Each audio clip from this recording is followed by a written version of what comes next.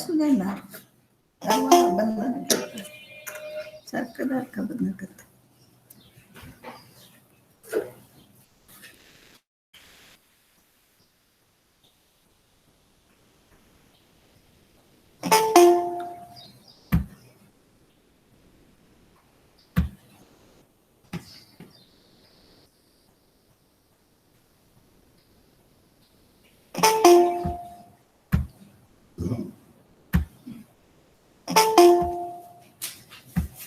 कोणते झाले फक्त 30.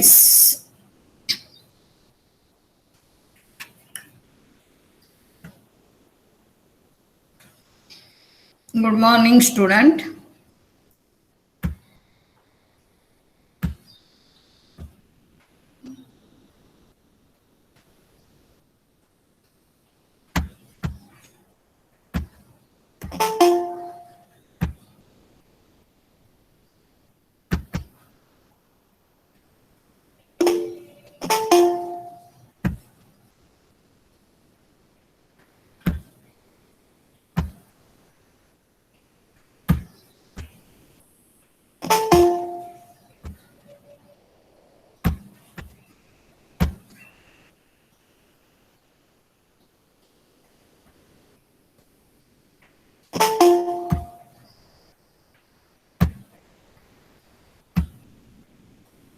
Eight. Good morning to all of you. Slide is visible to all of you. Yes, madam. Okay. We have seen about, during last lecture, we have seen about the planes or the faces of the cubic type of the crystal. That is in simple cubic system. We have seen that there are three types of lattices. That is simple cubic, face center cubic, and body center cubic. In simple cubic system, if we consider the unit lattice, there are 8 individual units. 8 are situated at 8 corners of the cube. In body center, 8 are situated at 8 corners and 1 is at the center of the cube.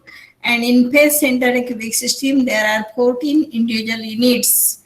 Out of these, 8 are situated at 8 corners of the cube and 6 are at the center of each face of the cube. Then we have seen what are the different types of faces or planes of the crystal. That is the cubic face, diagonal face, and cube diagonal face of the crystal in a simple cubic system. How they can be drawn for simple cubic system, face centered cubic system, and body centered cubic system. We have seen that 100 plane, that is the cubic face, 110 plane, that is diagonal face, and 111 plane or face, that is the cube diagonal face. Also, we have seen what is meant by the interplanar distance, that is the distance between two adjacent planes of the same type is known as the interplanar distance, and it is denoted as D100, D110, and D111. We have seen the diagram for simple cubic system, how these planes can be drawn. For a face-centered cubic system, how these planes, that is the diagonal planes and cube diagonal planes. And also for the body center cubic system, we have seen the interplanar distances were measured, and these distances were found to be, we have seen this during last lecture, that is zone adjacent. If we measure in case of the cubic system of unit length, all interplanar distances can be calculated from the geometric consideration using the formula. म्हणजे दोन adjacent planes मधील जे distance determine केलेले, that planes should be of same type, and we have the general formula, that is DHKL. HKL represent the Miller indices of that plane, and it is given by the general formula A upon square root of h square plus k square plus l square. And we have seen that these distances are found to be 1 as 1 upon root 2 as 1 upon root t, 3 So for face-centered cubic system, 1 as 1 upon root 2 as 2 upon root 3. And for body-centered cubic system of unit length, this ratio is found to be 1 as root 2 as 1 upon root 3. What is this ratio? That is D100 has D110 has D111. That is D100 represent the distance between two adjacent 100 plane.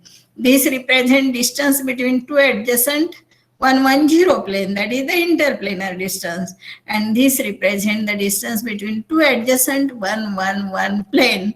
And for these three types of the cubic system, these distances are found to be like this, and when we got this ratio, we can obtain the information about whether the crystal belongs to the simple cubic system or face-centered cubic system or body-centered cubic system.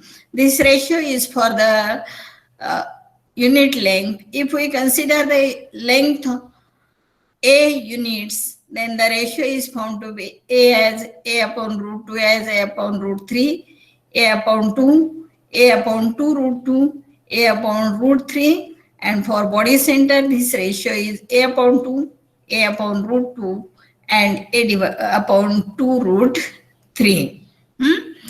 We have also seen about this introductory part, that is the diffraction of X-ray. Means the crystal structure can be determined by using the X-rays. That is, it was discovered that X-rays can be used as to study the internal structure of the crystal. That is, crystal might be used as a diffraction grating for the X-rays, because the wavelength of X-ray and distance between the atoms in the crystal is found to be of the same order.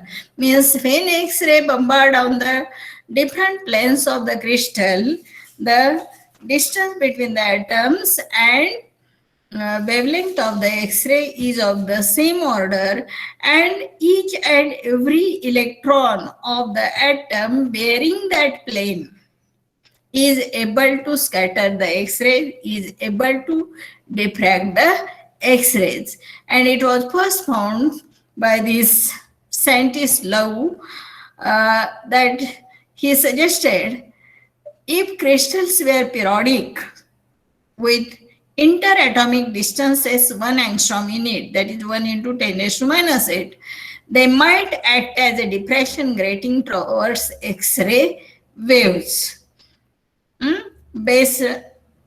And they studied the diffraction pattern by using the crystal of copper sulfate.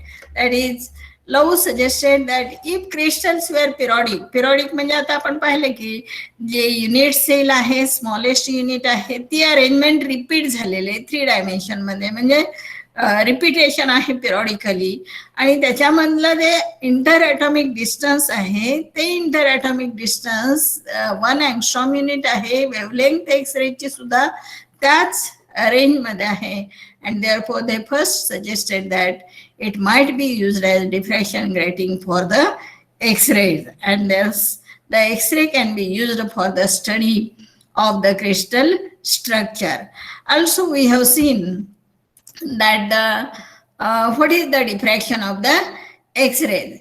If we consider any atom, it consists of the number of electrons around its orbit, and these electrons oscillate under the influence of incoming X-rays.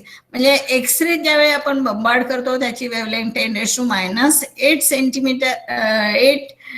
Centimetre आहे, आणि मग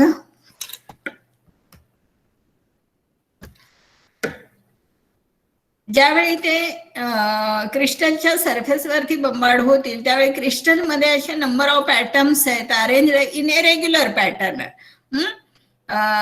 and this pattern is repeated again and again. That is, number of atoms are arranged in identical planes.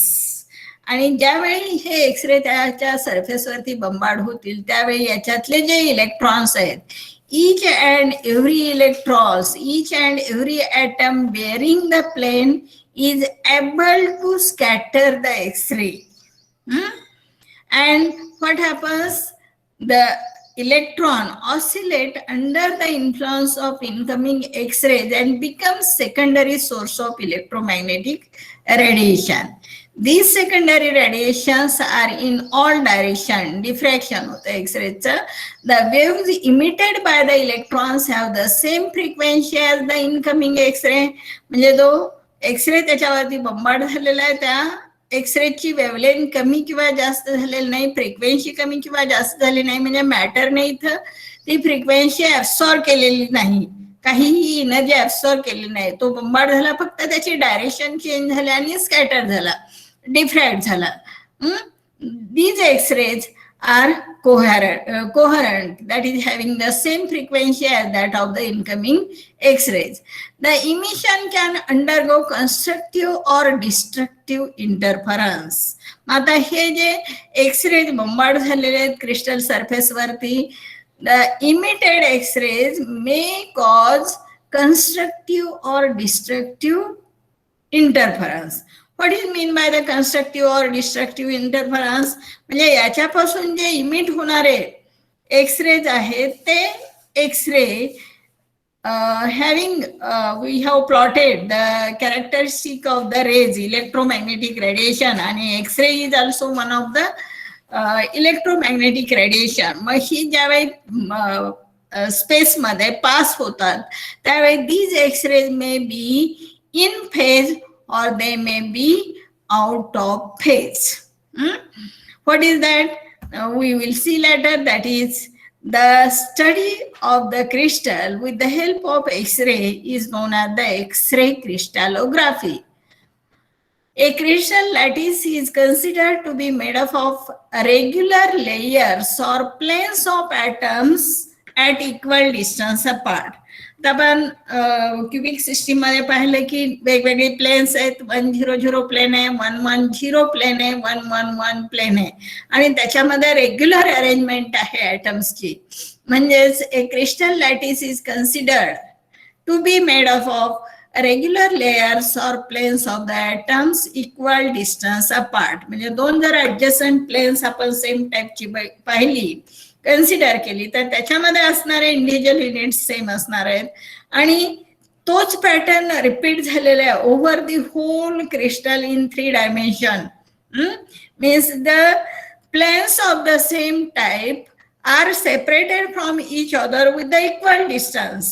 Since the wavelength of X-rays is comparable to the interatomic distance, हेच आपण लवने जे suggest केलेले आहे. Love in 1912 suggested that crystal can act as a grating to X-rays.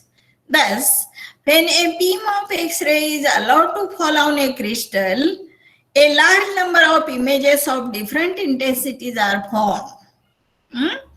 If the diffracted waves are in the same phase, they reinforce each other and a series of bright spots are produced on a photographic plate placed in their path. On the other hand, if diffracted waves are out of phase, dark spots are caused on the photographic plate. Consider करा की इथं तुमचा crystal आहे, x ray त्याच्यावरती बंबार्ड केले, each and every atom in the crystal is able to diffract the X-ray आणि X-ray ची direction बदलली. If these diffracted X-rays are in phase, they will reinforce with each other. In phase असतील तर त्याची जी intensity आहे ती maximum होते. They will add the effect of each other and we got the bright spot on the photographic plate.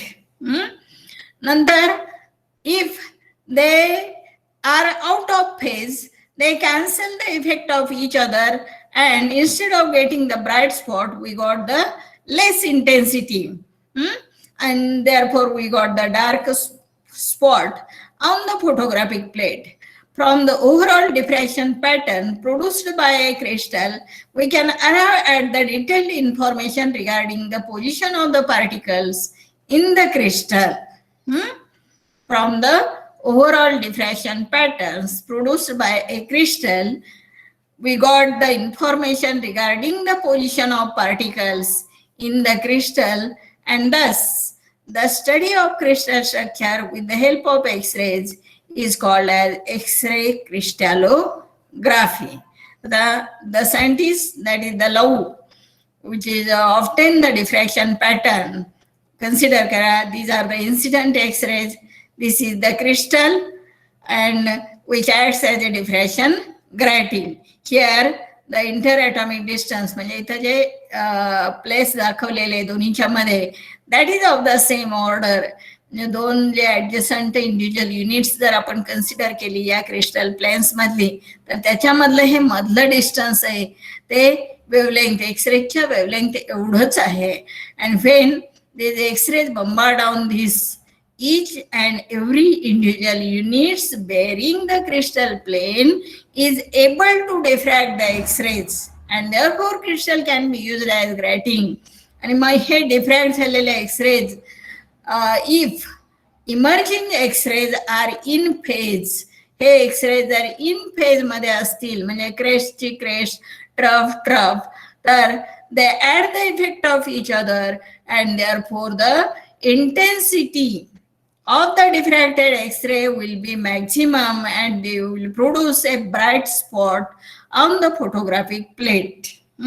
याच्या path मध्ये जर आपण photographic plate, if they are allowed to fall on the photographic plate, they fall on the photographic plate with maximum intensity, and it produces a bright spot on the photographic plate.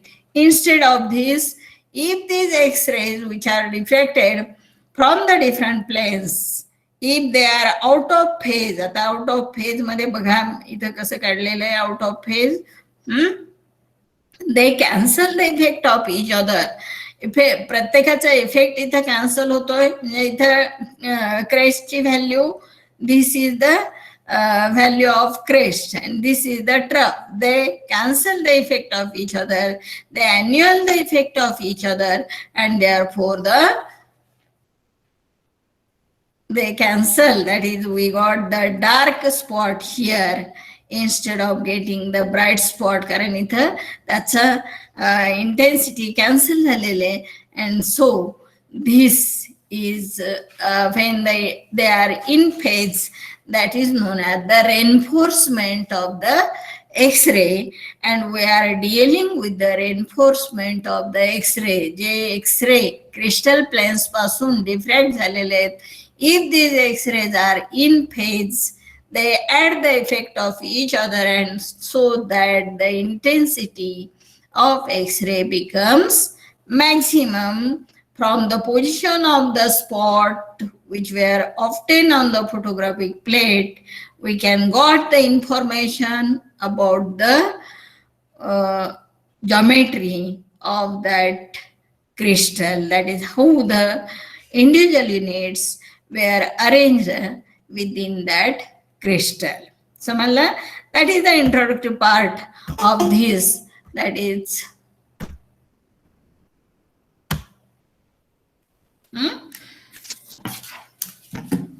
then let us consider that फक्त 52 विद्यार्थी आहेत अजूनही.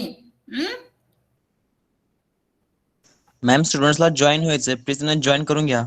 बर ठीक आहे. आहेत का इथं?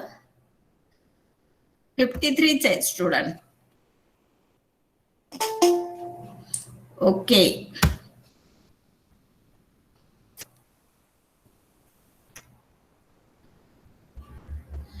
56 झाले.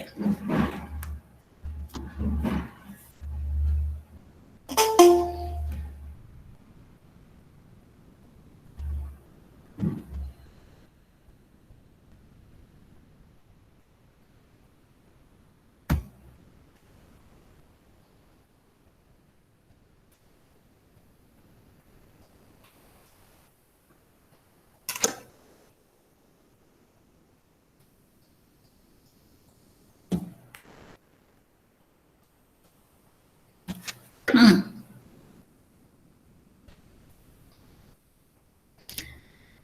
64. ठीक आहे. That is the introductory part where when we use the X-rays for the study of the crystal. Let us consider the interpretation from the Low's pattern. It is possible to obtain the information about the geometry of the crystal, but actual interpretation of the points or actual interpretation of the individual units becomes difficult, and so this method was soon discarded. अरे join पटपट व्हा की एवढा वेळ join व्हायला.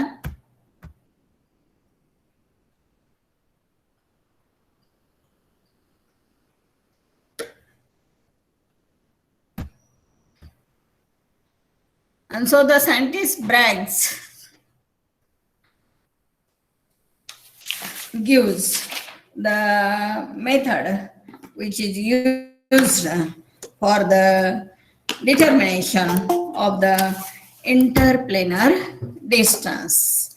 That is the Bragg's equation, which is useful to determine the distance, interplanar distance between the identical planes of the crystal, and it is useful to determine the structure of the crystal. In year 1913, father and son, that is W.L. Bragg and W.H. Bragg, worked out a mathematical relation to determine interatomic distances from X-ray diffraction pattern.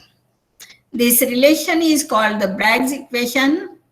They showed that the X-ray diffracted from atoms in crystal planes obeys the laws of reflection. And the two rays reflected by successive planes will be in phase if the extra distance traveled by the second ray is an integral number of wavelength. The X-ray diffracted from the atoms in crystal planes obeys the laws of reflection.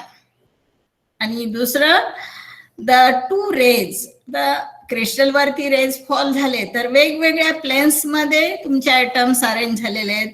There are parallel planes, number of parallel planes, and if X-ray strike at the first plane of the crystal and get diffracted from the first plane, it will diffract with the frequency.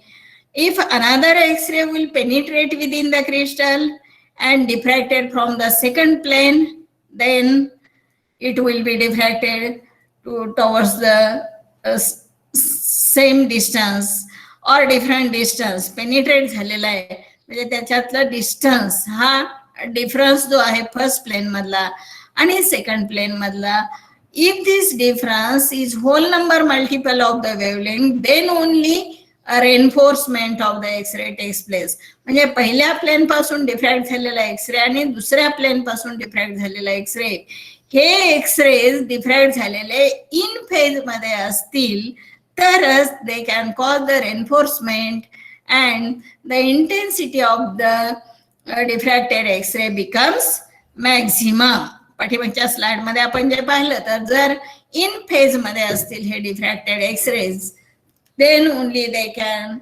add the effect of each other and the intensity of these X-rays will becomes maximum. That is the reinforcement of the X-ray, and that will cause the maximum intensity. We will see here the derivation of the Bragg's equation. Let us consider the principle of this. W.H. Bragg and W.L. Bragg suggested that a crystal can be used as a reflection grating for homogeneous X-rays. Homogeneous means X-rays with single wavelength. Here, every atom is able to scatter X-rays to an extent depending on the number of electrons or atomic number, and every atom bearing plane can cause reflection of the X-rays. बघा, every atom or here every atom bearing the plane, म्हणजे crystal मध्ये वेगवेगळे planes आहेत, त्या planes मधला प्रत्येक atom हा x ray काय करू शकतो, स्कॅटर करू शकतो. And extend of the scattering of X-ray depends upon the number of electrons or atomic number. Now, आता जे एक्सरेज डिफरंट प्लेन्स पासून रिफ्लेक्ट झालेले आहेत ते X-ray they annual the effect of each other, that is they can cause interference with each other, whereas some rays may reinforce each other, due to which intensity of the reflected beam becomes maximum. म्हणजे वेगवेगळ्या plane पासून reflect होणारे x ray आहेत ते एकमेकाचा effect cancel करतात. कधी जर reflect होणारे एक्सरे हे आउट ऑफ फेज असतील तर we can call it as interference. They cause the interference, they annul the effect of each other so that they cancel the effect of each other and intensity becomes minimum. While some of the X-rays will reinforce each other, they are in phase, they reinforce each other, and due to which intensity of the reflected beam becomes maximum. Reflected बीमची intensity काय असेल, maximum असेल. That is the principle of the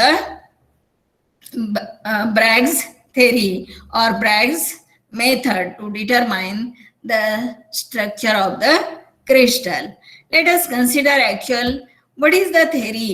that is, let us consider number of parallel and identical lattice planes represented by A, B, C, D and E, F.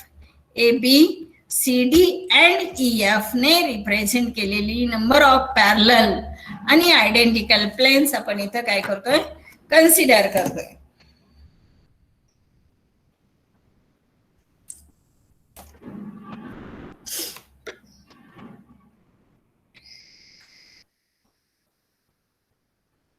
ठीक आहे. Let us consider these planes. That is the, हा crystal आहे तुमचा. Crystal मधले वेगवेगळे parallel planes आपण consider केलेले आहेत. A, B, C, D and E, F. We have seen about the planes or faces of the crystal. They are arranged parallel with each other.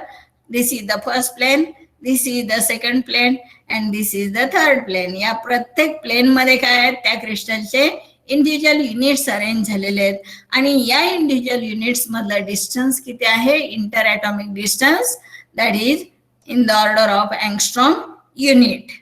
जो X-ray आपण fall करतोय या crystal वरती, त्या एक्सरेची वेवलेंथ सुद्धा is of the same order. A, B, C, D and E, F ही identical crystal planes आहेत, lattice planes represented by A, B, C, D and E, F which are separated by the distance d. d हे काय आहे, दोन identical planes मधला distance आहे, that is the interplanar distance. Identical planes म्हणजे कुठली, तर दोन्ही सेम टाईपची प्लेन, दॅट इज 100 प्लेन असतील किंवा 110 प्लेन्स असतील किंवा 111 प्लेन्स असतील. They are separated by the distance d.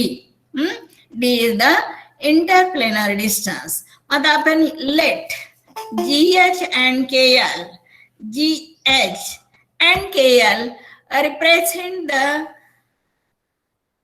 beam of X-ray. GH and KL हा काय रिप्रेझेंट करतोय, तर एक्सरे बीम रिप्रेझेंट करतोय.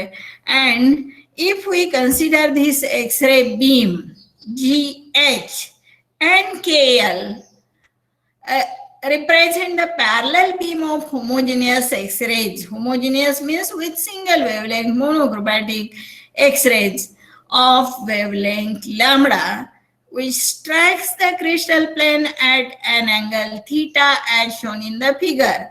GH हा बीम एक्सरेचा फर्स्ट प्लेनला स्ट्राईक होतोय आणि क्रिस्टल प्लेनशी त्याने थीटा एवढा अँगल केलेला आहे, which makes the angle theta, as shown in the figure. Part of the beam GH is reflected at H along HJ from the first layer. GH हा H या पॉइंटला strike झालेला आहे आणि त्याच पॉइंट पासून पुन्हा रिफ्लेक्ट झालेला आहे around HJ. It will make the same angle theta with the first plane. पहिल्या plane C same angle theta आहे. On the other hand, the rays KL हा दुसरा एक्सरे आहे. It will penetrate the crystal.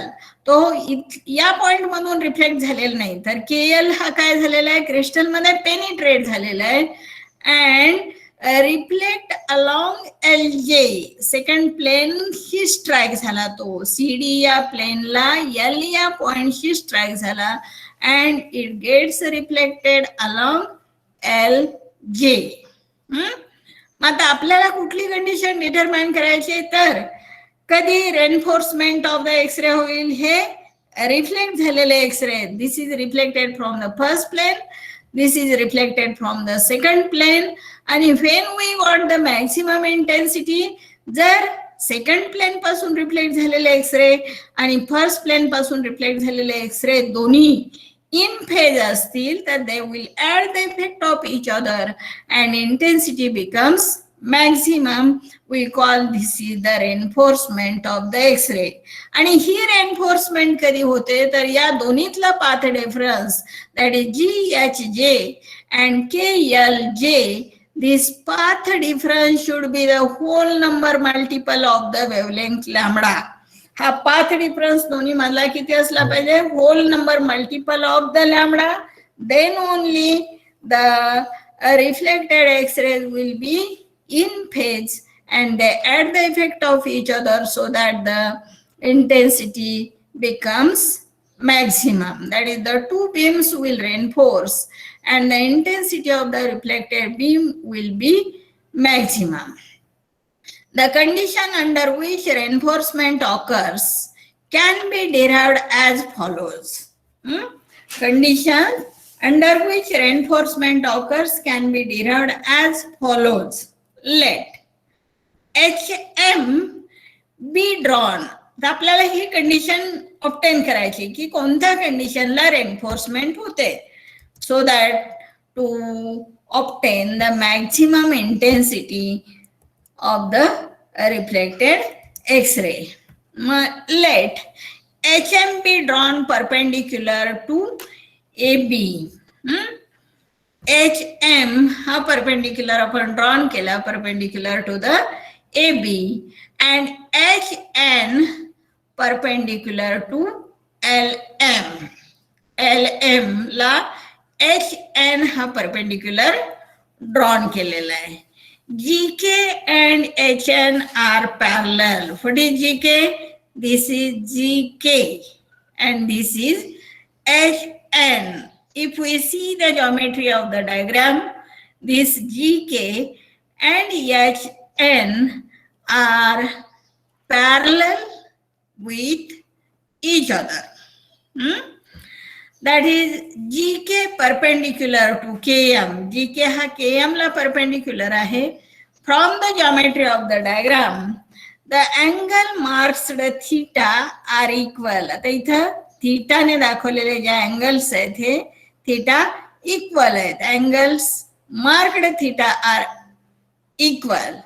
The triangle HLP, बघा, this triangle HLP and MLP, these are the congruent triangles. हे दोन्ही triangle तुम्ही पाहिले, HLP and MLP, हे दोन्ही triangles काय आहेत, कॉन्ग्रुएंट आहेत.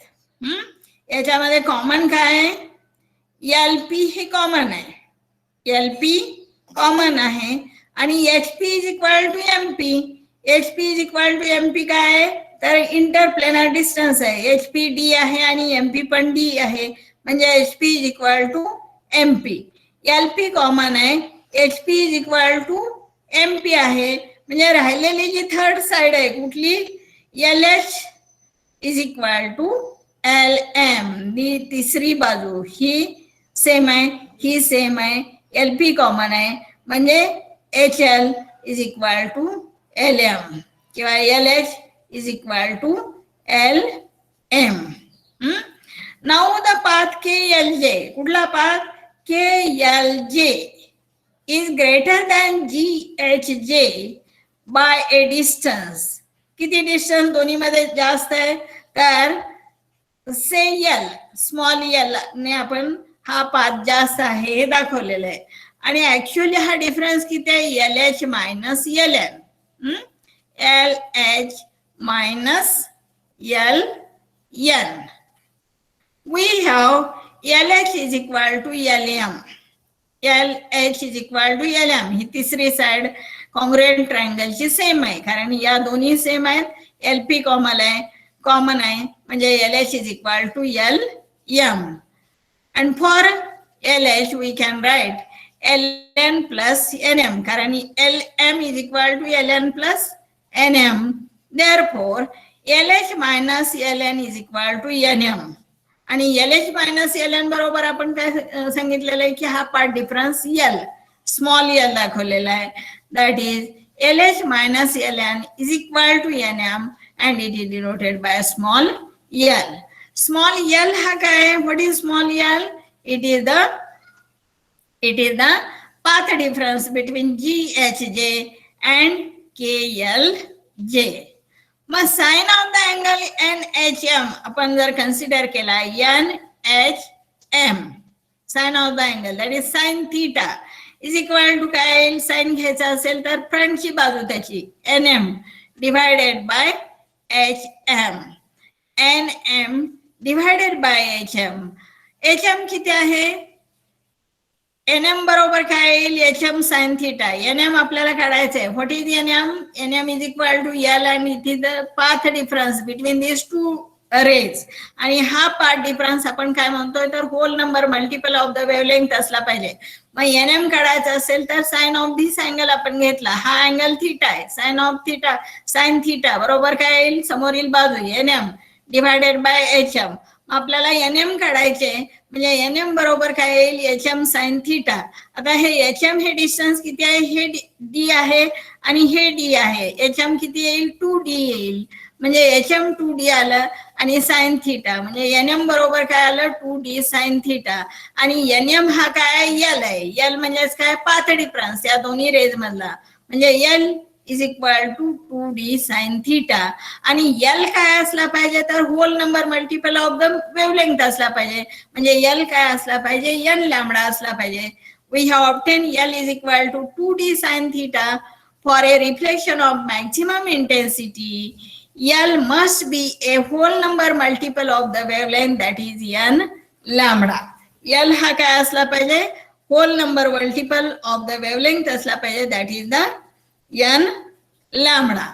मग जर आपण हे इक्वेशन राईट केलं, that is L is equal to N M, हा पार्ट डिफरन्स आहे, is equal to N lambda is equal to 2D sine theta.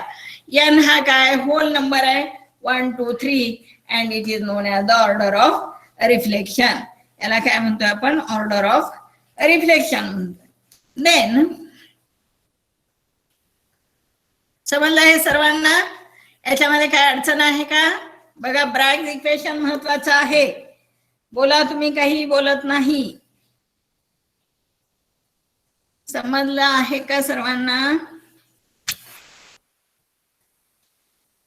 समजलंय?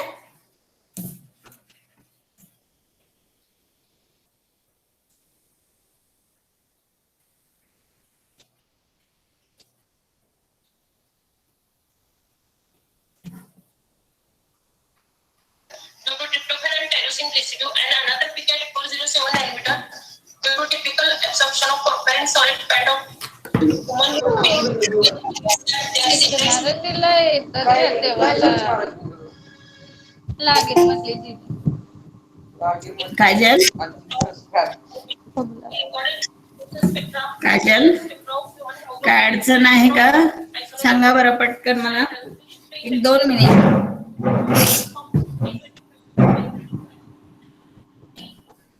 कमल ठोके नाव आहे तिचं, बघ की कमल ठोके. काजल, बघा सांगा मला चॅट बॉक्स मध्ये तरी निदान काय समजलं काय हे इक्वेशन, ब्रॅग्स इक्वेशन. याच्यामध्ये काय अडचण आहे का?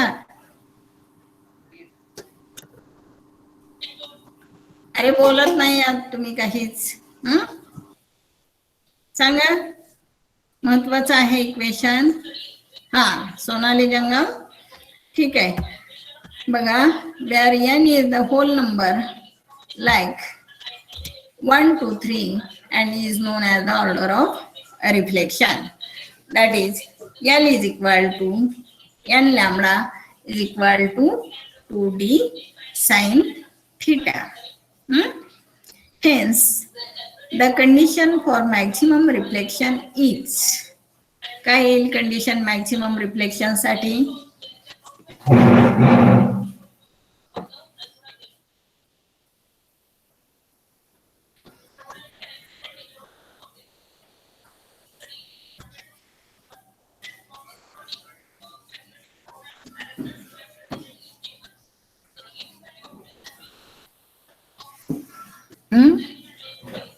Let me know.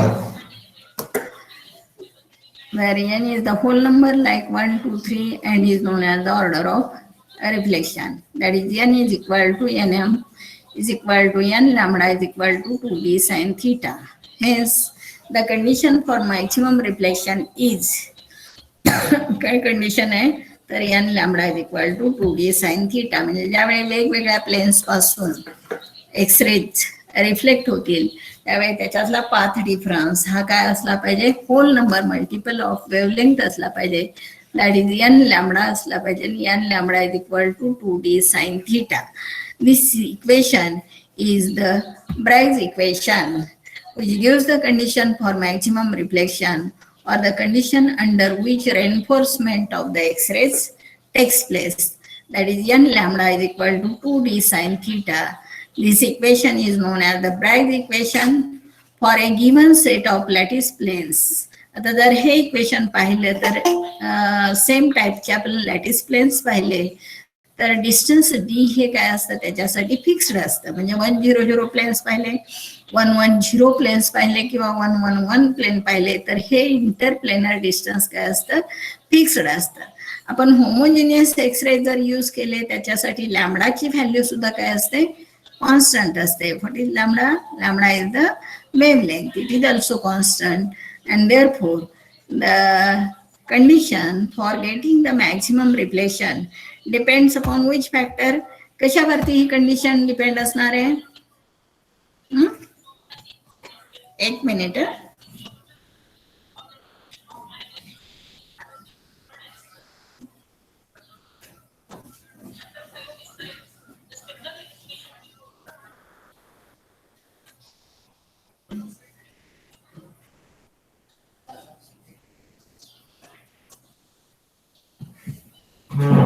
Sorry.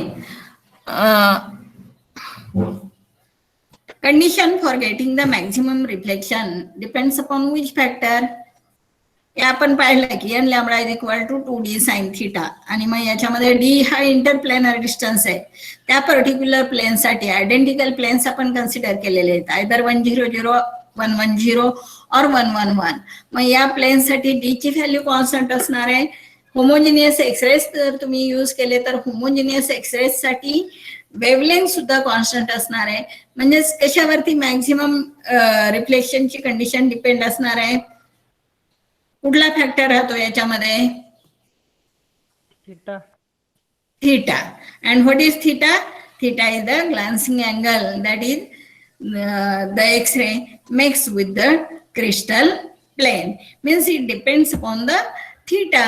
This that is the possibility of getting maximum reflection depends upon the glancing angle theta. The reflection corresponding to n is equal to 1 for a given series of planes is called as the first order reflection. The reflection corresponding to n is equal to 2 is the second order reflection, and so on. Bragg equation is used chiefly for determination of the spacing between the crystal planes.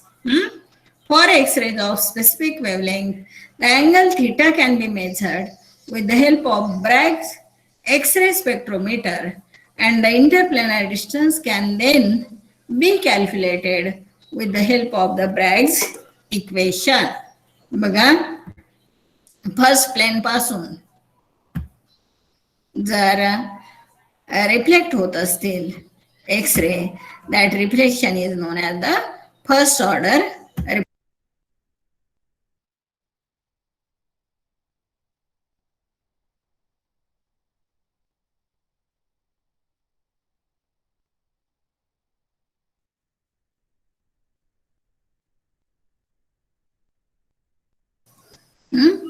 First order reflection. जर X-rays हे first plane पासून reflect होत असतील, यांची value 1 असेल, that reflection is known as the first order reflection. If X-rays penetrate within the crystal and gets reflected from the second plane, it is the second order reflection. If it strikes to the third plane and gets reflected from the third plane, it is the third order reflection. For X-rays of specific wavelength, the angle theta can be measured with the help of Bragg's X-ray spectrometer, and the interplanar distance can then be calculated with the help of Bragg's equation. Theta measure केला असेल तर त्यावरून तुम्ही लॅम्डाची value दिलेली असेल. First order reflection और second order reflection, order of reflection is known, lambda is known. If interplanar distance is given, then we can calculate the glancing angle theta. Or instead of this, if theta is known, lambda is known, and n is known, for that type of the crystal plane, we can determine the interplanar distance d. समजलंय सर्वांना? ब्रॅग्स method काय principal आहे ब्रॅग्स मेथडचा? आपण सुरुवातीला ratio of the distances पाहिलेला आहे, पाठीमागच्या लेक्चरला ratio of the distances पाहिलेला आहे, आणि जे डिस्टन्सेसचा रेशो आहे तो जर आपल्याला समजला तर we can determine the structure of the crystal. That is we can say whether the cubic system belongs to which type, simple cubic, face centred cubic आहे का, बॉडी सेंटर्ड क्यूबिक आहे. आणि मग D100, D110 अँड D111 हा ratio जर determine करायचा असेल तर त्यासाठी एक्सरे क्रिस्टलोग्राफी मध्ये एक्सरेच्या सहाय्याने आपण त्या क्रिस्टलचं स्ट्रक्चर डिटरमाइन करू शकतो. म्हणजे how these individual units are arranged within that crystal. आणि हे डिटरमाइन करण्यासाठी सुरुवातीला Laue and his coworkers in 1912 they suggested that X-rays can be used as diffraction grating. X-rays can be used for the study of the crystal because crystal can be used as diffraction grating for X-rays. Why crystal can be used as diffraction grating for X-rays? कारण X-ray ची wavelength आणि crystal मध्ये असणारे जे individual units आहेत त्याच्यातलं distance is of the same order. आणि तुम्ही consider करा की सेम डायमेन्शनचे दोन्ही असतील तर we can use the crystal as a diffraction grating for the X-rays. Now what happens actually when the X-rays falls on the crystal? The X-rays are diffracted. They are scattered from the different planes. म्हणजे डिफ्रॅक्टेड X-rays आहेत, reflect झालेले X-rays आहेत different planes पासून. ते raise हे इन planes असतील किंवा out of in phase असतील किंवा आउट ऑफ फेज असतील. म्हणजे जो एक्सरेज फर्स्ट प्लेन पासून रिफ्लेक्ट झालेला आहे आणि दुसरा बीम हा पेनिट्रेट झाला क्रिस्टल मध्ये, तो आतल्या प्लेन पासून रिफ्लेक्ट झाला. नंतर थर्ड बीम आपण जर कन्सिडर केला तो आणखी पेनिट्रेट झाला क्रिस्टल मध्ये आणि थर्ड प्लेन पासून रिफ्लेक्ट झाला. तर हे रिफ्लेक्ट झालेले एक्सरेज वेगवेगळ्या प्लेन पासून जर ते इन फेज असतील तर they will add the effect of each other. ते एकमेकाची इंटेन्सिटी त्याची ऍडअप होईल आणि जे एक्सरे डिफ्रॅक्शन पॅटर्न मिळालेला आहे ते फोटोग्राफिक प्लेट वरती तो डेव्हलप केला तर आपल्याला ब्राईट स्पॉट मिळेल. कशामुळे? Due to the maximum intensity, and we call call this as the reinforcement of the X-ray. याच्याऐवजी जर वेगवेगळ्या प्लेन पासून रिफ्लेक्ट झालेले एक्सरे हे आउट ऑफ फेज असतील तर ते cancel the effect of each other. इथं त्यांची इंटेन्सिटी ऍड होत नाही, ते एकमेकाचा इफेक्ट कॅन्सल करतात आणि आपल्याला ब्राईट स्पॉट न मिळता डार्क स्पॉट त्याच्यामध्ये मिळतो. That is the interference. मग आपल्याला काय कन्सिडर करायचंय तर reinforcement, condition for the reinforcement of the X-rays. मग लावूने जो पॅटर्न डेव्हलप केला झिंक ब्लेंड साठी किंवा कॉपर सल्फेट साठी, तर त्याच्यामध्ये असं स्पॉट्स मिळाले, पण त्या स्पॉट वरून आपल्याला interpretation of point was found to be difficult from the Low's pattern and therefore that was soon discarded. Again, W.H. Bragg and W.L. Bragg, father and son, they also used the X-rays for the study of the crystal. आणि त्यांच्या principal काय मेथडचं तर जो crystal आहे त्याच्यामध्ये जे individual units आहेत, ते individual units are arranged in different planes and these planes were identical.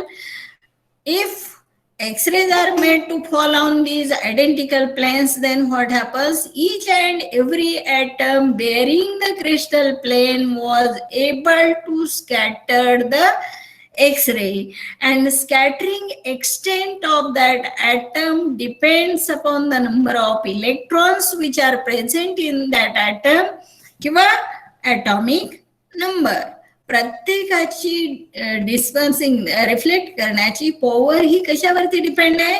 त्या इंडिव्हिज्युअल युनिट्स मध्ये किती नंबर ऑफ इलेक्ट्रॉन्स आहेत, म्हणजे त्याचा ॲटॉमिक नंबर किती आहे याच्यावरती डिपेंड आहे. That is the principle of the Bragg's method.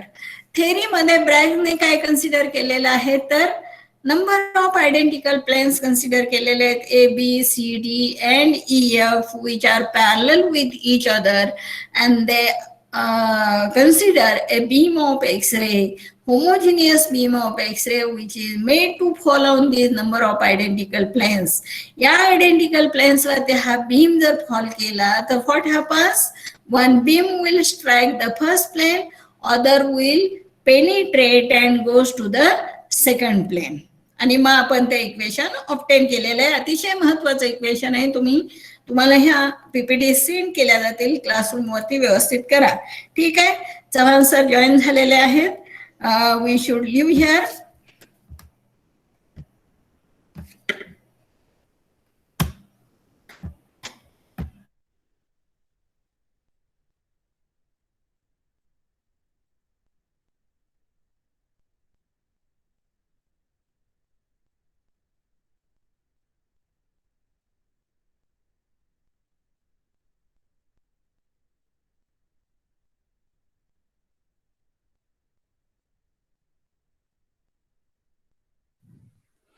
Okay, good afternoon all. Just we have to send the link on group, so we'll observe whether some student who has not joined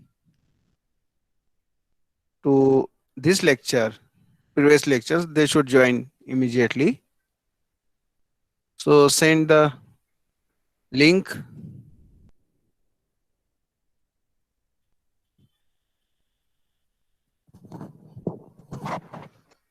Okay. So in the last lecture,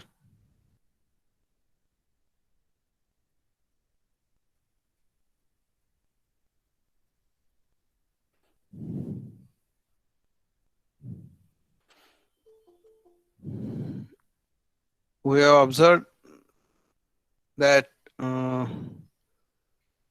total number of strength in the class is much more, but even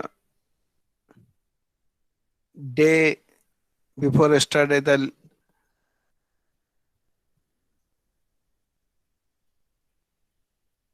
lecture of mentor-mentee, we have observed the strength is very less. त्यामुळे मला असं वाटतं की सर्वांची जी काही संख्या आहे ही सर्व मुलांना सांगा, कारण मेंटॉर मेंटीच्या ह्याला सुद्धा मुलांची संख्या जी आहे ती म्हणावी तेवढी त्या ठिकाणी नव्हती. आणि नुसतं जॉईन होऊन मुलं लगेच बाहेर जात असतील तर मात्र मग नंतर अडचणी होतात. आणि त्यामुळं सगळ्यांना त्या ठिकाणी जॉईन होणं गरजेचं आहे. दुसरं, आपण जे काही गेस्ट लेक्चर किंवा काही लेक्चर ठेवणार आहोत, कदाचित ह्या आठवड्यामध्ये नाही झालं तर पुढच्या आठवड्यामध्ये शुअर लेक्चर असतील, तर त्याला मात्र आपली सर्व प्रेझेंटी जर नसेल तर मग मात्र अडचणी होणार आहेत. कारण तुमचं होतं काय की वर्गाची संख्या ही 150 आहे आणि 50% सुद्धा विद्यार्थी त्या ठिकाणी लेक्चरला हजर राहत नाहीत आणि मग मात्र अडचणी होतात. आणि म्हणून मी ग्रुपवर परत आपण लिंक टाकली आणि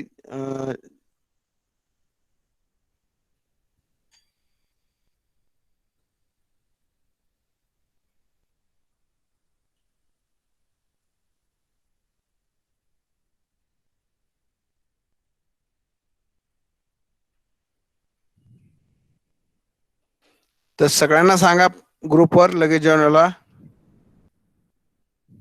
संख्या जी आहे ही कमी आहे, तर ही कुठंतरी आपल्याला 120 130च्या पुढे जर गेली तरच त्याचा उपयोग आहे.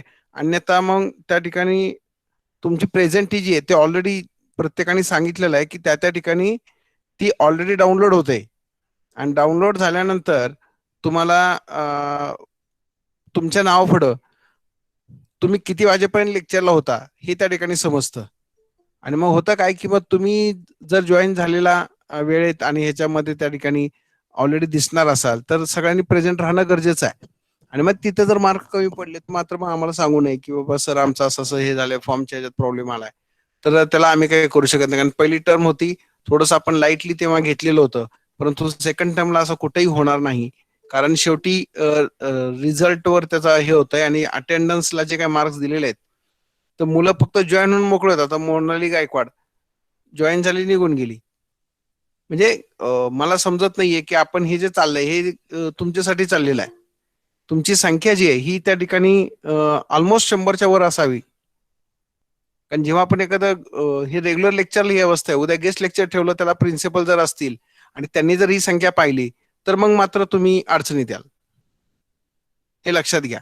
आणि तेव्हा स्ट्रिक्टली जर ऍक्शन घेण्यात आली तर मात्र मग जे मुलं आता प्रेझेंट दिसत आहेत तिथे 74 75, उरलेली मुलांना मात्र मग त्या ठिकाणी अडचणी येणार आहेत. हे तुम्ही तुमच्या मित्रांना मैत्रिणींना सांगून ठेवा. कारण बाकी डिपार्टमेंटचे जे काही एंटरप्रेन्योरशिप डेव्हलपमेंट सेल जे माझ्याकडे आहे, मी त्याचा कोऑर्डिनेटर आहे, आणि प्रत्येक डिपार्टमेंटला जे माझे विद्यार्थी उद्योजक आहेत त्यांचे लेक्चर घ्यायला सुरुवात झालेली आहे. कदाचित पुढच्या आठवड्यामध्ये आपलं लेक्चर होईल. ह्या आठवड्यामध्ये आपण गेस्टला विचारून ते फायनल करतोय.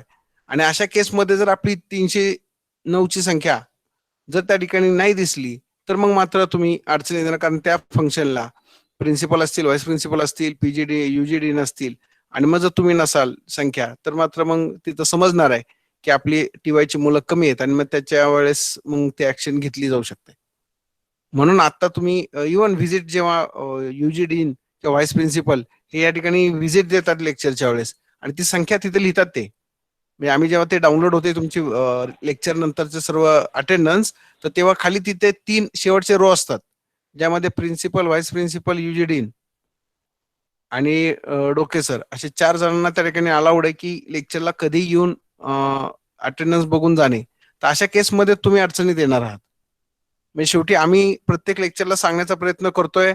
परवाच्या मीटिंग मध्ये मला वाटतंय ए बी डिव्हिजनच्या सेपरेट मीटिंग झाल्या.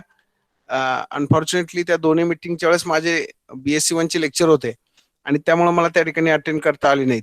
परंतु जर आता मेंटॉर मेंटीमध्ये ते परत एकदा क्लिअर होणारच आहे आणि ती अटेंडन्स जी आहे ती त्या ठिकाणी तुमचे हे सांगतील तुम्हाला किती येते.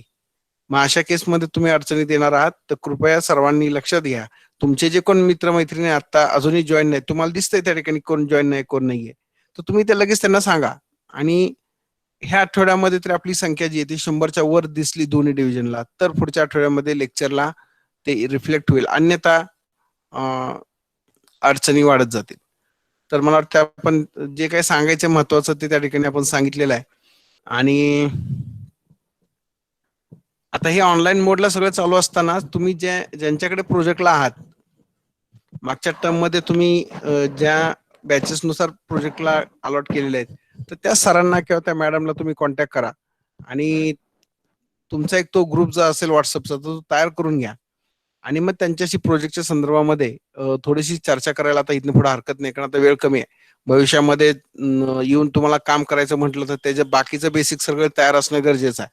आणि मग तुम्ही त्या ठिकाणी येऊन काम करणार म्हटलं तर थोडीशी चर्चा जी आहे तुमची प्रोजेक्ट गाईड बरोबर ती ह्या महिन्यामध्ये करून घ्या, कारण मे महिन्याच्या ह्याच्यामध्ये आपल्याला ते जर आपण ऑफलाईनला प्रॅक्टिकलला आलो तर त्या ठिकाणी ते करायचंय, मग तेव्हा सुरुवात केली तर मात्र अडचण होईल.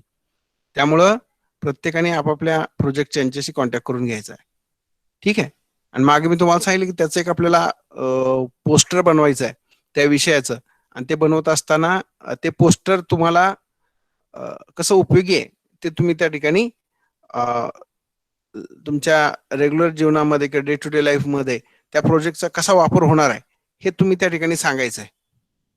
आणि ही महत्वाची गोष्ट तुम्ही मला वाटतंय ह्याच्यामध्ये कराल असं आपण अपेक्षित होतो. तर where we stop on last lecture आपण मला वाटतं सिंथेटिक इव्हिडन्स सिट्रालचे पाहिलेले होते, बरोबर आहे का? Yes or no? Analytical evidences सुरू केलेले होते. हा, त्यापुढे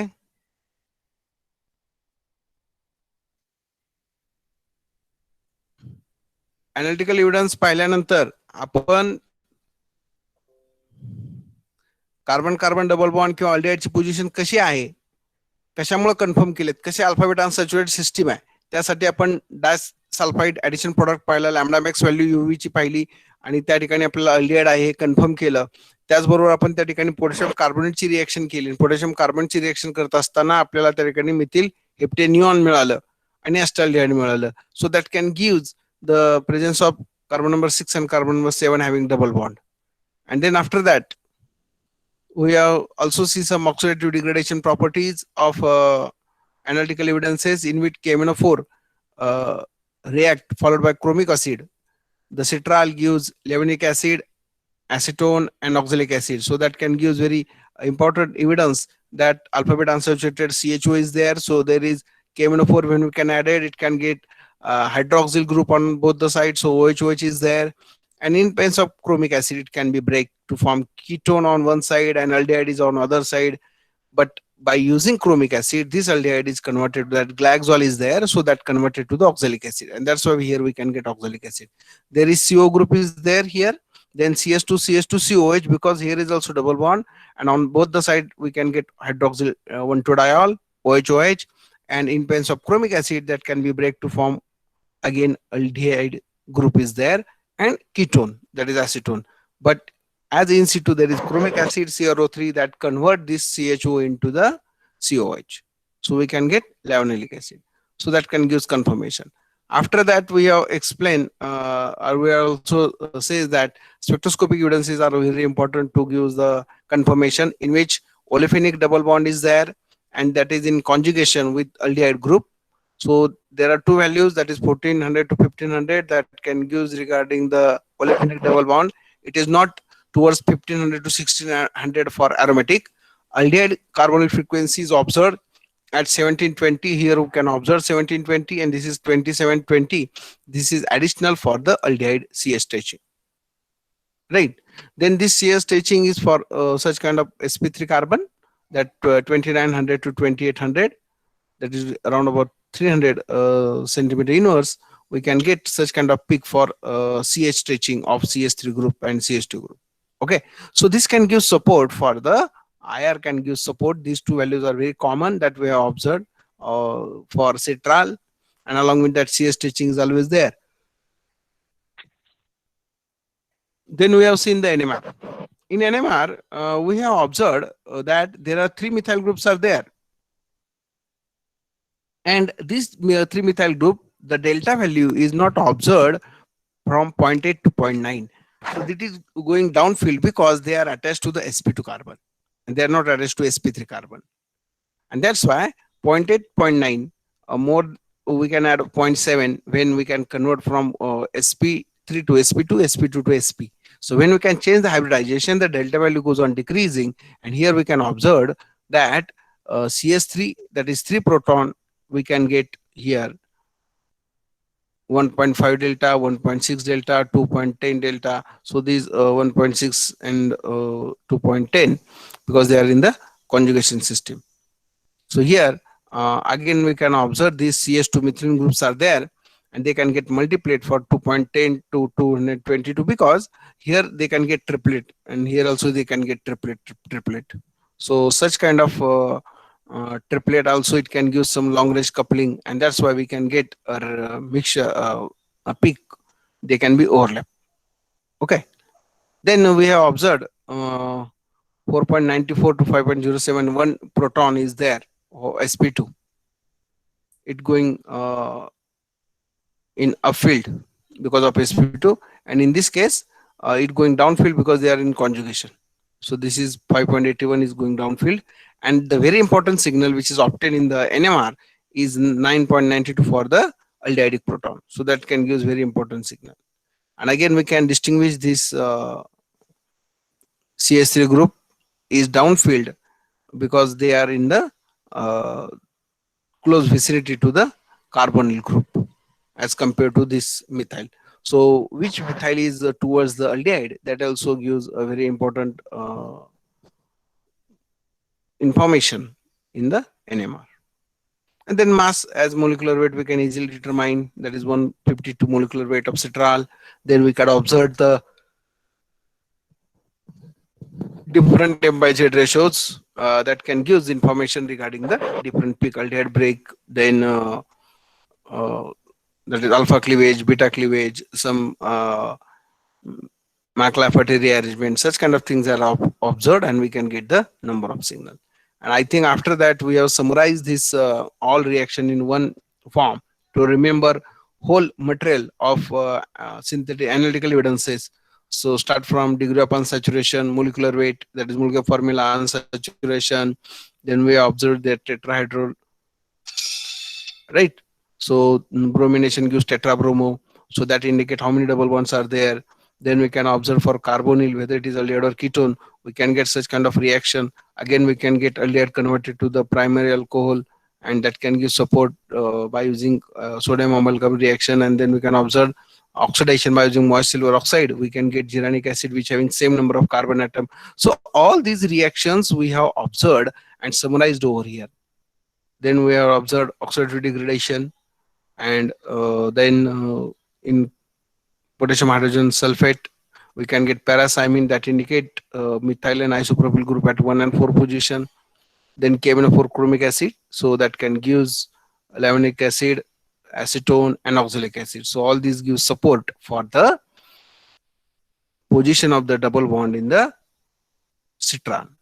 Okay, so that whole things we have summarized in this. So like that, if you remember all the part in such kind of diagram, I think long question is asked, then is also very easy. So that's why I have given here such kind of diagram.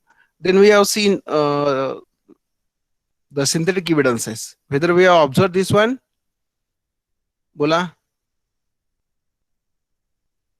मागच्या लेक्चरला आपण पाहिलंय ते synthetic evidences. हो sir. हा, त्यामध्ये कोणाला काही शंका आहे? आता NMR आणि IR जे स्पेक्ट्रोस्कोपिक मेथड होती ती सर्वांना समजली आहे.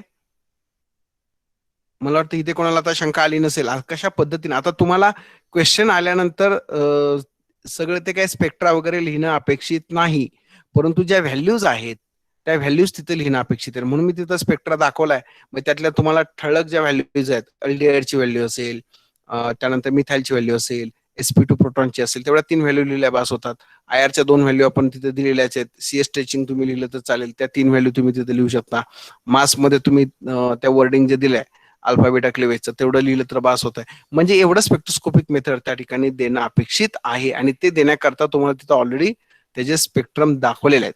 मला वाटतंय हा डिटेल क्वेश्चन तुम्हाला 10 मार्काला आला तर काही अडचण नाही. जर ऑफलाईन मध्ये एक्झाम झाली तर कंपल्सरी आहेच सांगितलं, याचा अर्थ ते करावंच लागेल, त्याला पर्याय नाही. मग आता आपण ह्यामध्ये दोन मेथड पाहिल्या, जनरल मेथड पण पाहिली आणि सिट्रालची पाहिली. म्हणजे काही जर तुम्ही क्वेश्चन पेपर पाहिले जुने तर तुमच्या लक्षात येईल की त्या ठिकाणी काही वेळेस जनरल मेथड विचारल्यात, काही वेळेस एक्झाम्पल विचारलंय. म्हणजे त्याला चार पॉसिबिलिटीज आहेत, अल्कलॉइड मध्ये दोन आणि टर्पनॉइड्स मध्ये दोन. त्या चार मधला एक क्वेश्चन कंपल्सरीच आहे.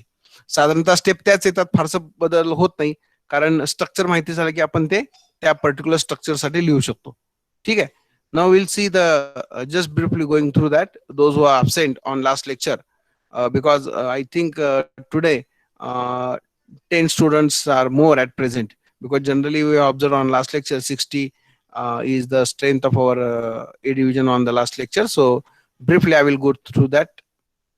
Synthetic evidences is carried out by using acetone and acetylene. When we can add sodium in liquid ammonia, it can pick up this acidic proton and they can form carbanion. This carbanion attack on acetone to form corresponding uh, alkynes in which tertiary alcohol is there. And when we can carry out partial reduction by using zinc and copper, we can get the allylic alcohol.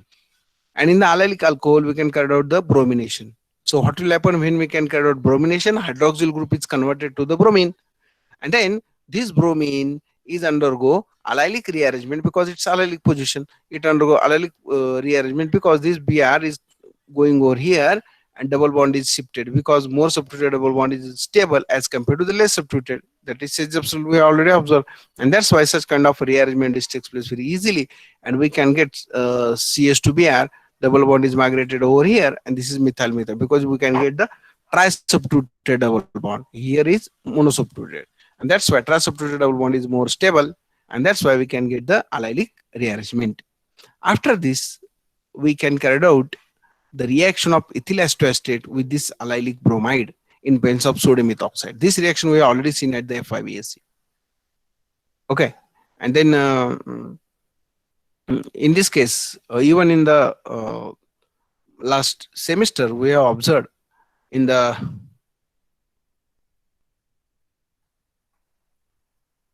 or at SYBS we have observed in the reaction part, that is name reaction and then reagents. In that we have observed at SYBSc. So this ethyl acetoacetate having a active methylene group is there, CH2, that picks up proton by base sodium ethoxide. The carbanion is attacked on this, and we can get the allylic group over here. Then we can carry out ketonic hydrolysis. As we know that there are two methods, ketonic hydrolysis and acid hydrolysis. In hydrolysis in which acid is obtained, that is acidic hydrolysis. The hydrolysis in which ketone is obtained, it is a ketonic hydrolysis. And here we can observe when we can carry out ketonic hydrolysis, it undergo first hydrolysis of ester to acid, then it undergo decarboxylation, and we can get ketone. So this 6-methyl-5-heptaneon is obtained, and this 5-methyl-heptaneon, 6-methyl-heptaneon, when it react with ethoxy acetylene, which converted to the Grignard reagent by using magnesium and bromine, so we can get corresponding RMGX. So this RMGX, that is nothing but here we can get corresponding ethoxyacetylene bromide, and magnesium in presence of dry ether we can get Grignard reagent. This Grignard reagent attack over carbonyl carbon, everyone know that, and we can get tertiary alcohol. And then this triple bond is there, it undergo partial reduction. Now here instead of cis we can get the trans because of the barium sulfate. So when we can carry out reduction by using palladium in presence of barium sulfate, we can get the trans product, and then it undergo acidification. We can get this O CH2CH group is converted to the OH, and we can get corresponding double bond over here, and this get enol tautomerism to get aldehyde. So we can get alpha beta unsaturated aldehyde. So in this way we have obtained the citral. This is the one step mechanism of all the things that you should write down over here. So in this way we can carry out the synthetic evidences. मला वाटतं आपण हे last लेक्चरला सर्व पाहिलेलं होतं, बरोबर आहे का? Yes or no? Yes, sir.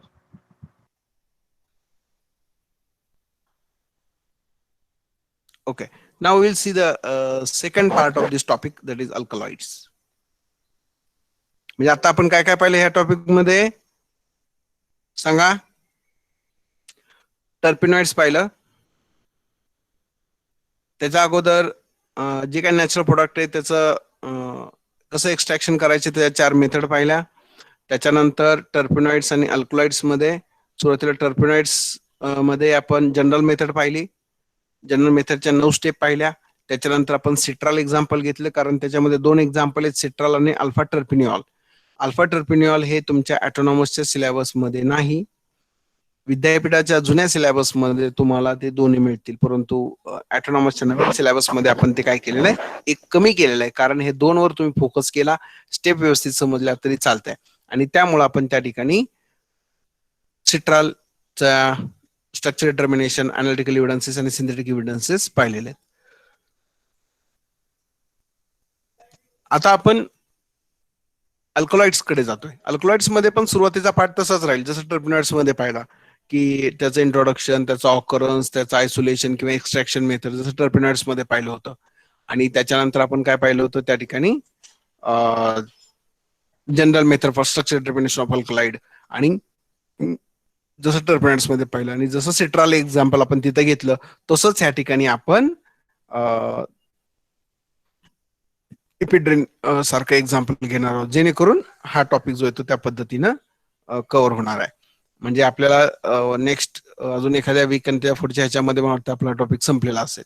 आता general method किंवा हे पाहत असताना बऱ्याचशा मेथड त्या ठिकाणी मागच्या वेळेस जसे झाले ते असतील तर त्याचं एक्सप्लेनेशन तुम्ही देणं अपेक्षित आहे. Now will see the alkaloids. First part, that is the origin, history and introduction. So name itself indicates alkaloids, that is alkali like. The term is commonly used to designate the basic, name itself indicate it is a basic.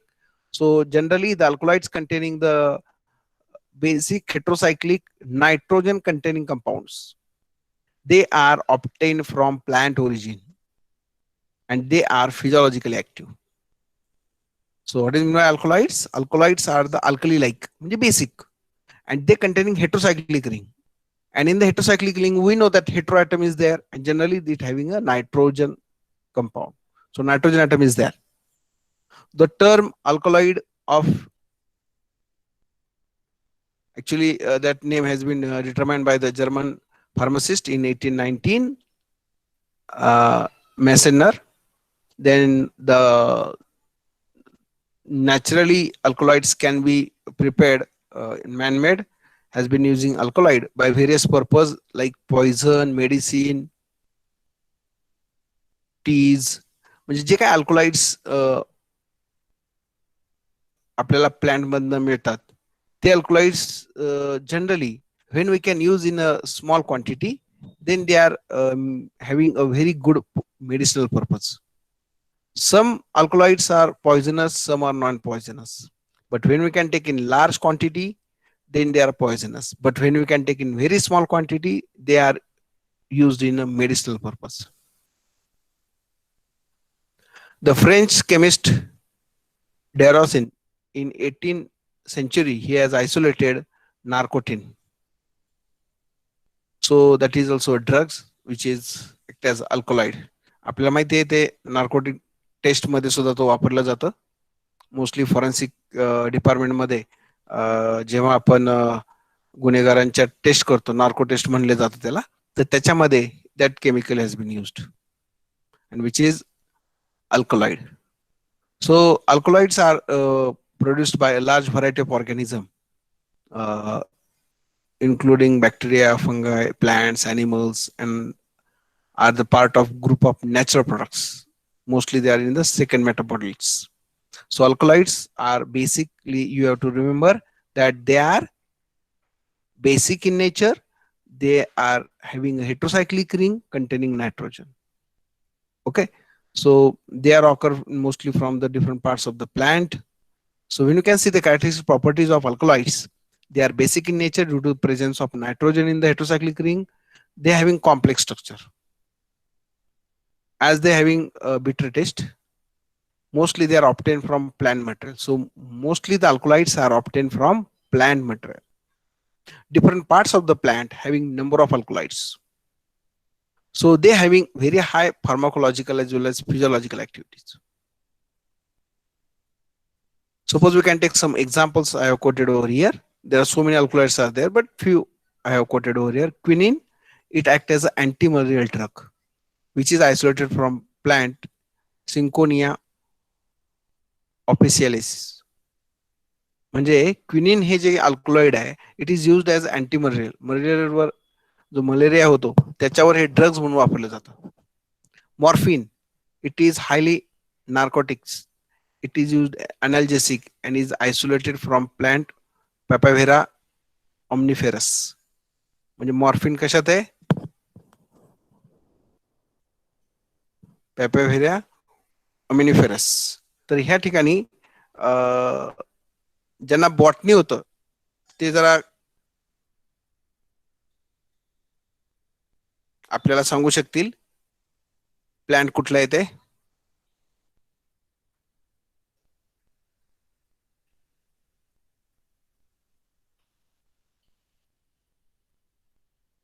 कोण सांगतंय?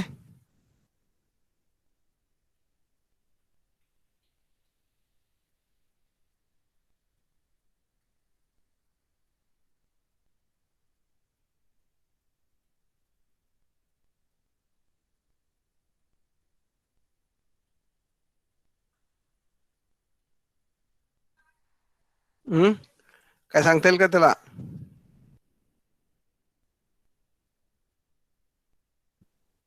ठीक आहे. त्यानंतर cocaine which is obtain from coca leaves. So it is actually used in the medicinal when we can take very small quantity which act as a local anesthetic. So in this is discovered by the man that act as a local anesthetic.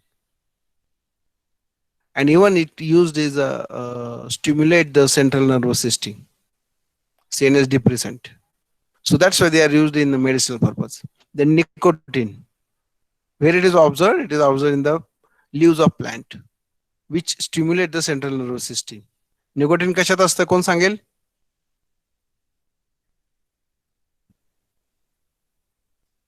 सांगा. अमर कोण सांगताय? Nicotine कशात आहे? तंबाखू. Yes. मग ते त्या पानांमध्ये आहे and that used for stimulate the central nervous system. परंतु ते जर जास्त प्रमाणामध्ये गेलं तर ते कॅन्सरला होतं. म्हणजे small quantity, very small quantity is used as a medicinal purpose. But when we can take in large quantity and continuously doses, then that is dangerous to our health. Caffeine, it is an alkaloid obtained from coffee or tea. Again, it is obtained from which part of the tree or plant?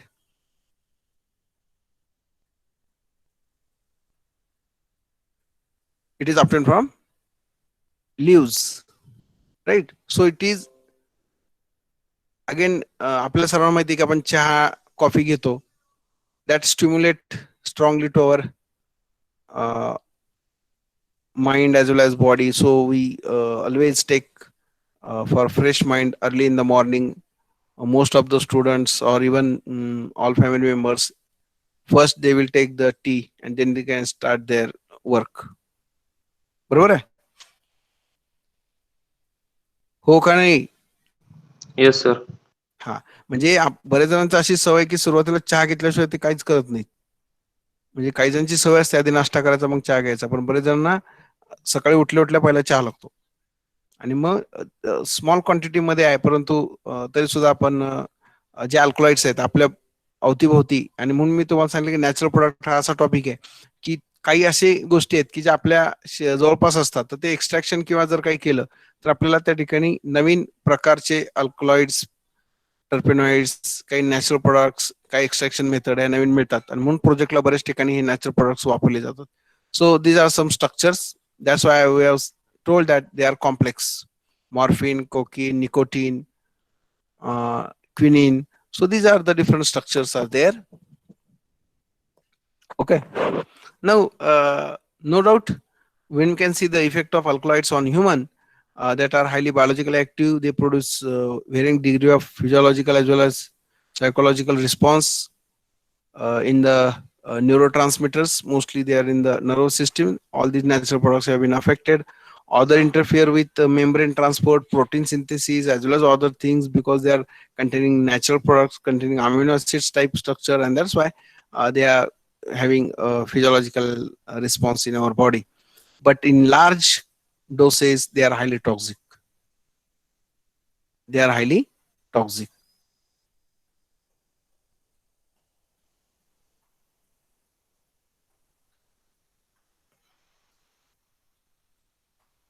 So, but when you can take in small quantity, they can be having a therapeutic values, that is muscle relaxant, tranquilizer, painkiller, mind alternating drugs, chemotherapy. So that is nothing but when you can take very small quantity, they are very effective for medicinal purpose. But when you can take in large doses and large quantity continuously, then it is highly toxic to our health also. So that we have to take the precaution. Now we can see occurrence, isolation, and classification of alkaloids. Now we can see one by one occurrence, where they can be occur. So alkaloids occur in the leaves, roots, stem, seed, bark, fruit, latex of the plant. So different parts of the plant, there are alkaloids. Okay. So they do not occur in the free state, but when they are observed in the different parts of the plant, they are not in the free state. They are always in the form of salt. So that salts with organic acids,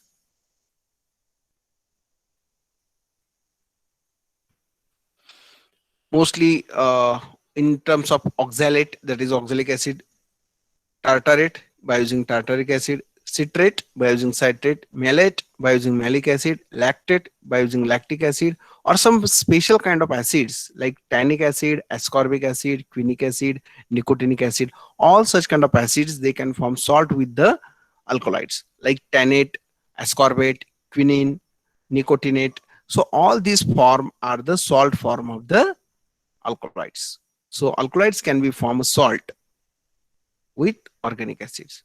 Mostly they are uh, soluble in, because we know that salts are soluble in water, but few of them are also insoluble in water. Some exceptional cases are also there, but mostly they are soluble in water.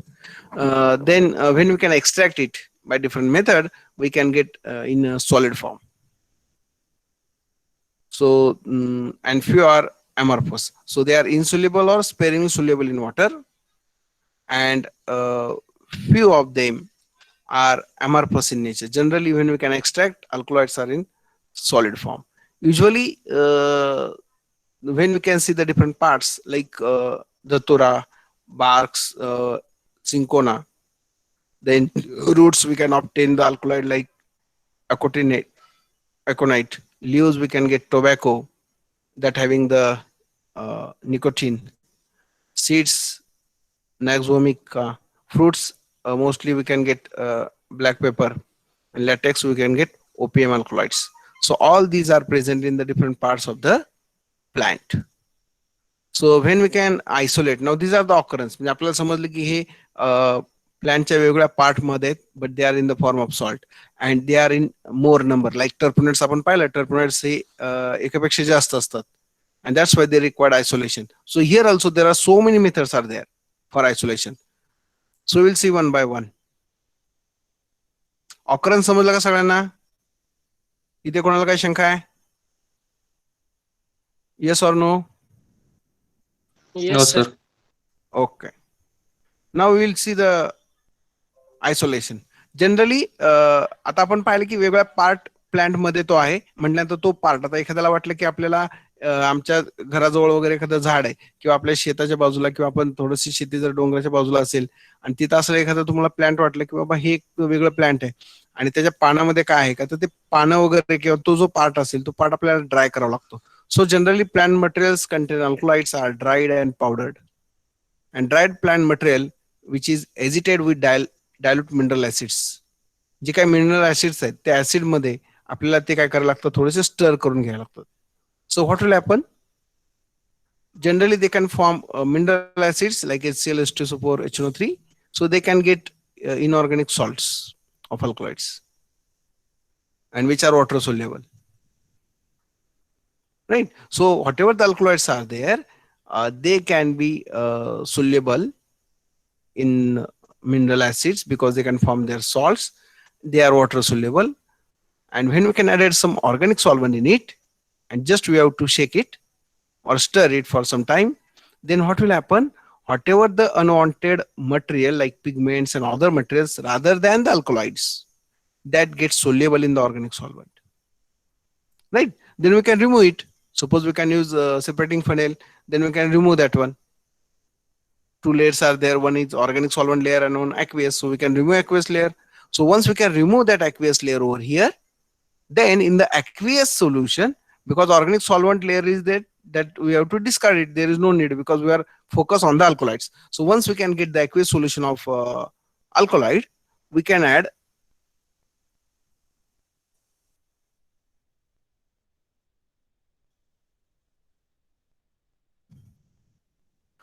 excess of sodium bicarbonate. So what will happen? In the aqueous solution, they can get in the free form. Now, we have to extract that by using free solvent extraction method or filtration method. Because aqueous medium is there, when they are in the form of solid, then we can remove as a filtration. But when they are in the liquid form, then we have to carry out solvent extraction method. And once we can get all these alkaloids, now there is mixture of alkaloids. There is not a single, because we have said that again, like terpenoids, here also we can get a number of alkaloids like 10, 20 or some more than 2. So such kind of alkaloids are there. Now, what will happen once we can obtain this material in the crude form? Then we have to treat it with H2SO4, oxalic acid, picric acid.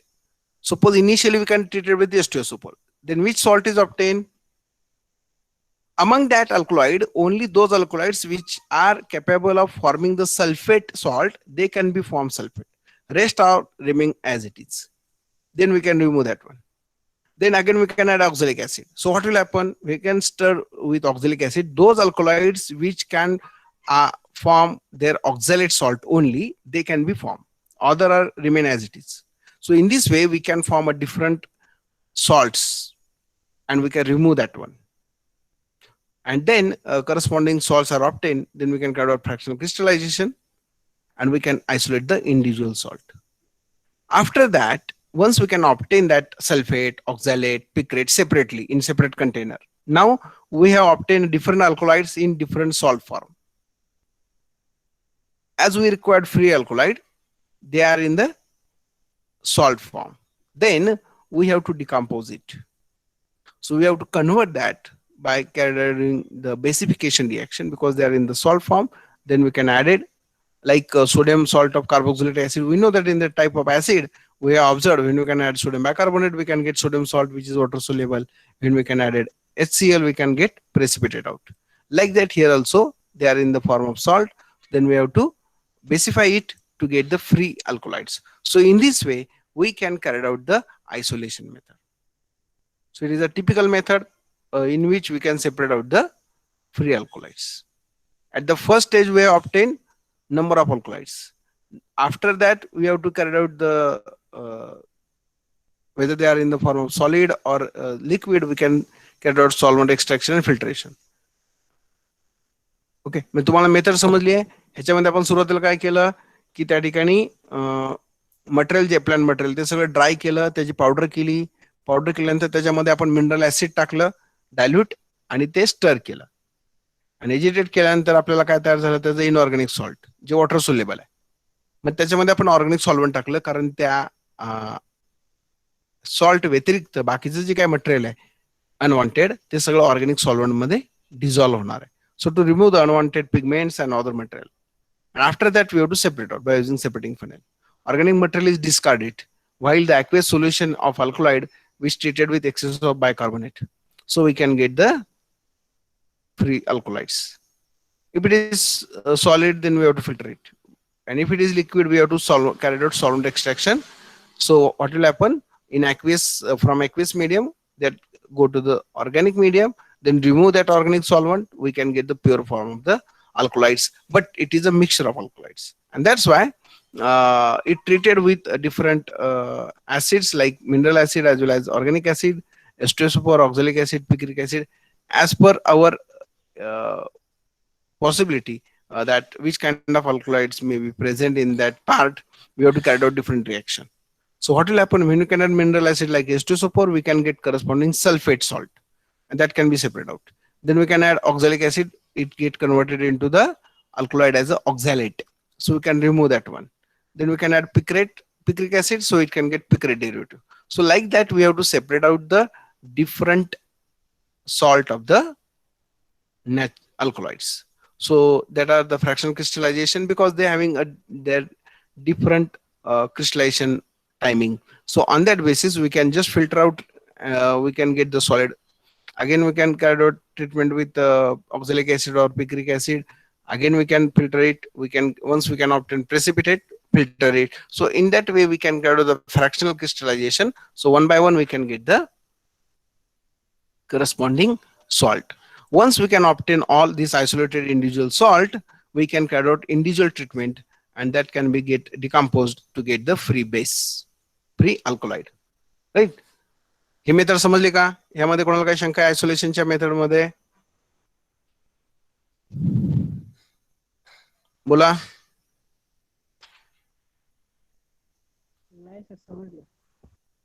हा, ही method जर तुम्ही पुस्तकामध्ये पाहिली, म्हणजे तुम्हाला सांगितलं की समजा तुम्ही लायब्ररीमध्ये गेलात, तुम्हाला जुनं पुस्तक मिळालं फडक्याचं वगैरे, किंवा जे आपण टेक्स्टबुक सांगितलेलं होतं युजीसीचं एस चान्सचं, त्याच्यामध्ये एका पाहायचं, किंवा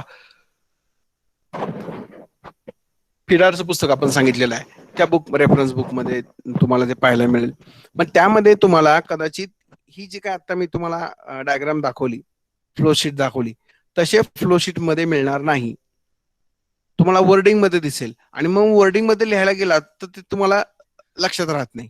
आणि म्हणून मी हा तुम्हाला असा फ्लो चार्ट दाखवला की जेणेकरून ते तुम्हाला समजायला सोपं जाईल आणि ते लिहायला सोपं जाईल. ह्या पद्धतीनं आपण आयसोलेशनची मेथड जे ही तुम्ही एकदा ही फुल डायग्राम तुमच्या लक्षात आली की त्याच्यावरनं तुम्हाला आयसोलेशन, कारण मी टर्मिनेटच्या वेळेस पण सांगितलं होतं की आयसोलेशन हा क्वेश्चन त्या ठिकाणी विचारला जातो. तसंच इथे सुद्धा अल्कलॉइडचं आयसोलेशनचा क्वेश्चन जर ऑफलाईन एक्झाम झाली तर त्या ठिकाणी विचारला जाऊ शकतो. म्हणून हे डायग्राम लक्षात ठेवा. ह्या मेथडने लिहा. ह्याच्या व्यतिरिक्त ज्या काही मेथड्स आता अवेलेबल आहेत त्या पण तुम्हाला फॉर सेक ऑफ अंडरस्टँडिंग तुम्हाला सांगतो. त्या लिहिल्या पाहिजेत असं नाही. ही जी काय आपण मेथड आता दिली त्या मेथडने तुम्ही लिहिलं तरी चालेल. Okay, that is extraction of alkaloid by Stas Otto method. In that, powder plant material is diffuted with non-polar solvent. So what will happen?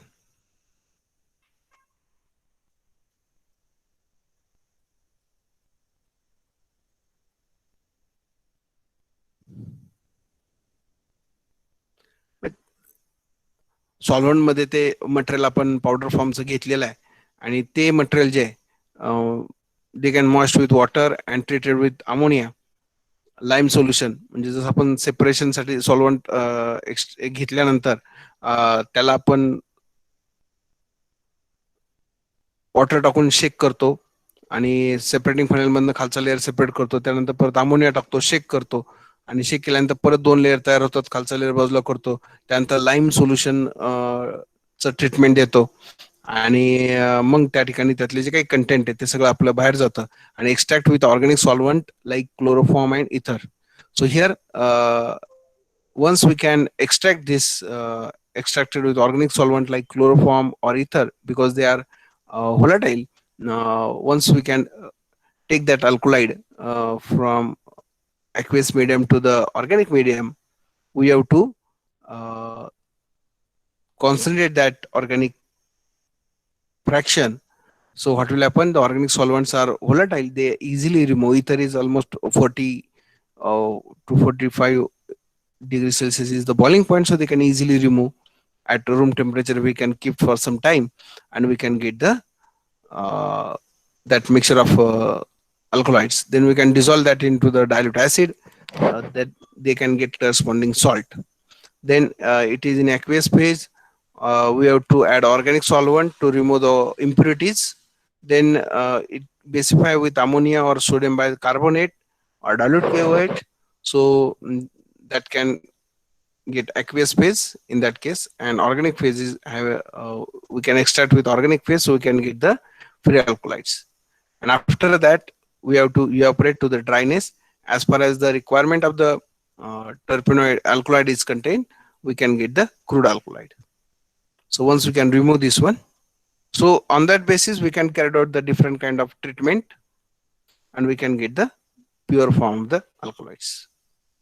Now there is second method, that is Manskay's method. Generally these methods have been applicable in research area, but at this stage also you can remember that powder form of the crude material is there, defected by non-polar solvent.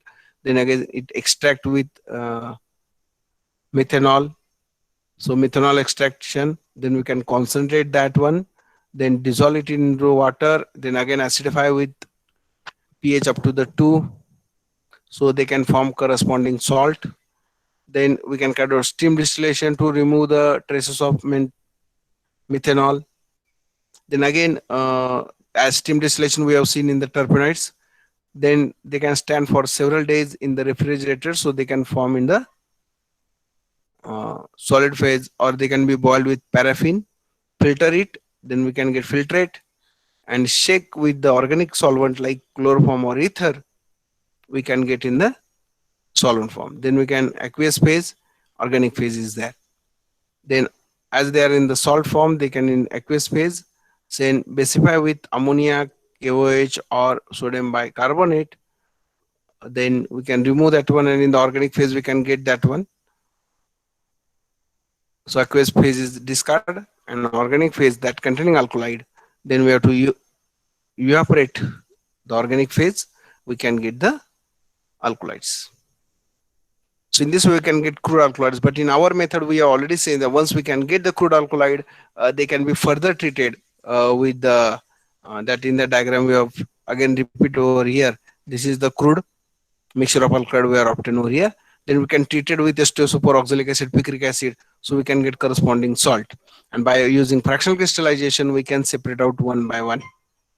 And once we can separate out all the salt form, they can be further carried out decomposition individually, and we can get the free alkaloids.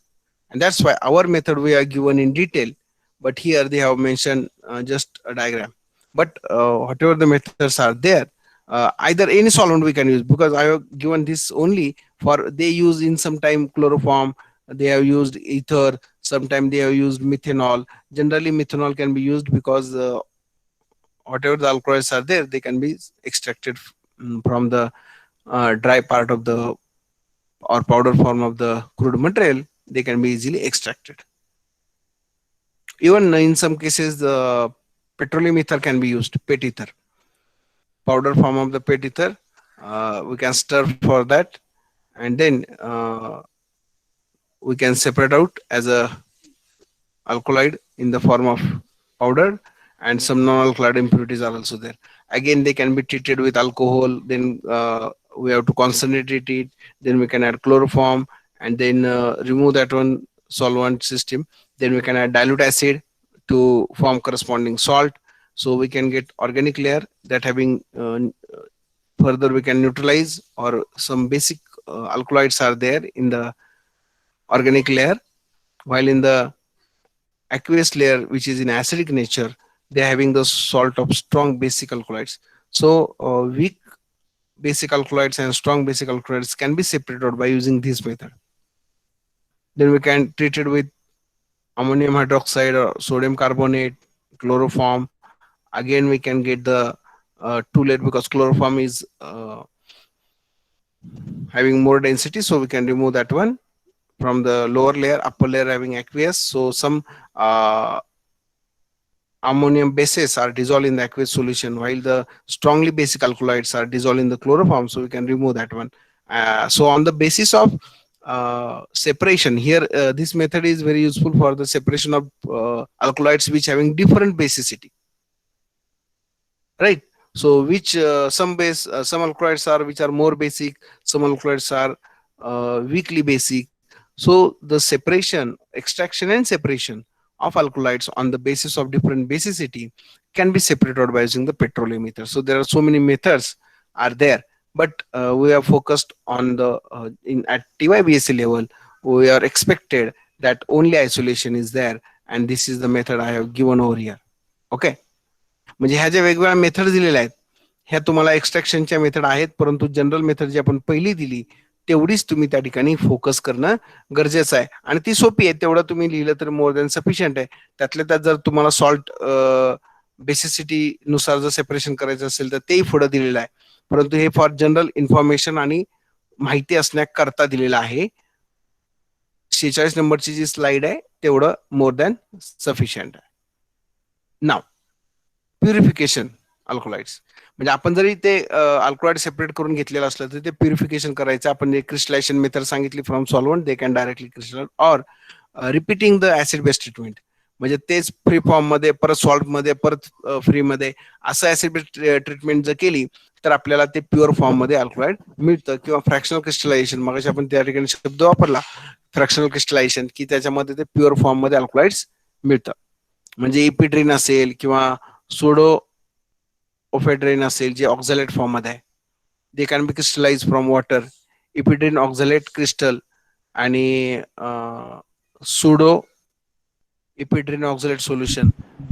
First they can form oxalate crystal epidrin, so they can be separate out, and later the pseudo epidrin, initially they are in the solution form, but when we can keep for long time they can be crystallized. So on the basis of rate of crystallization of epidrin oxalate and pseudo epidrin oxalate that are different one, so we can easily separate out or purify the alkaloids. Suppose we can take another example of alkaloid like atropine and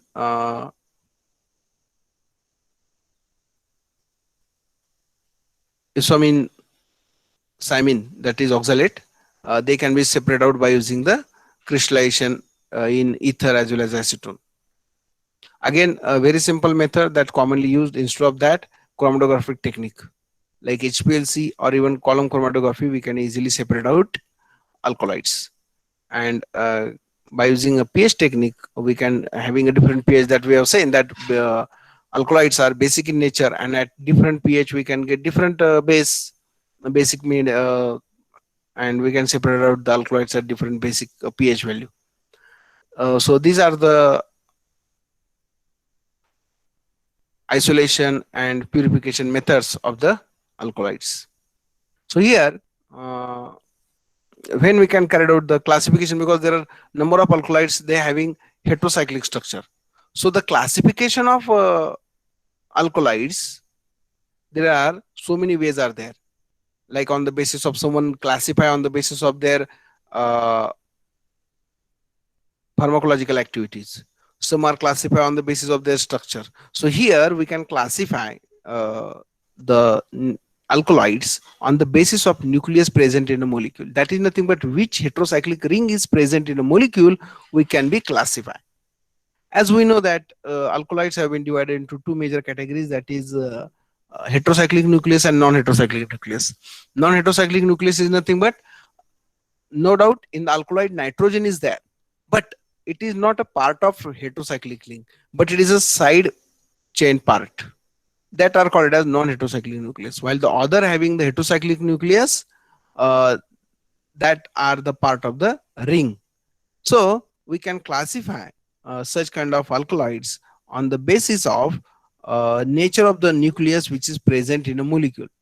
म्हणजे त्या alkaloid मध्ये कोणतं हेटेरोसायक्लिक ring आहे, ती हेटेरोसायक्लिक ring हे त्याच्या classification मध्ये वापरलेलं आहे. काही ठिकाणी जी ऍक्टिव्हिटी मिळते त्या अल्कलॉइडला त्याच्यानुसार क्लासिफिकेशन केलेलं आहे, परंतु आता आपण जे काही क्लासिफिकेशन पाहतोय that is based upon the heterocyclic ring present in a molecule. Okay, so suppose we can say that heterocyclic ring like pyrrolidine, आपल्याला माहिती आहे पायरॉल 5 मेंबर्ड रिंग आहे जे आपण हेटेरोसायक्लिक मध्ये SYBC ला पाहिलंय, आणि त्याचं पायरोलिडिन आहे. रिडक्शन ऑफ डबल बॉन्ड पॅरोलचे, तर आपल्याला काय मिळतं पॅरोलिडिन. तर पॅरोलिडिन लाईक बेसिक रिंग स्ट्रक्चर जर त्या अल्कोलाइड मध्ये असेल, that is a part of the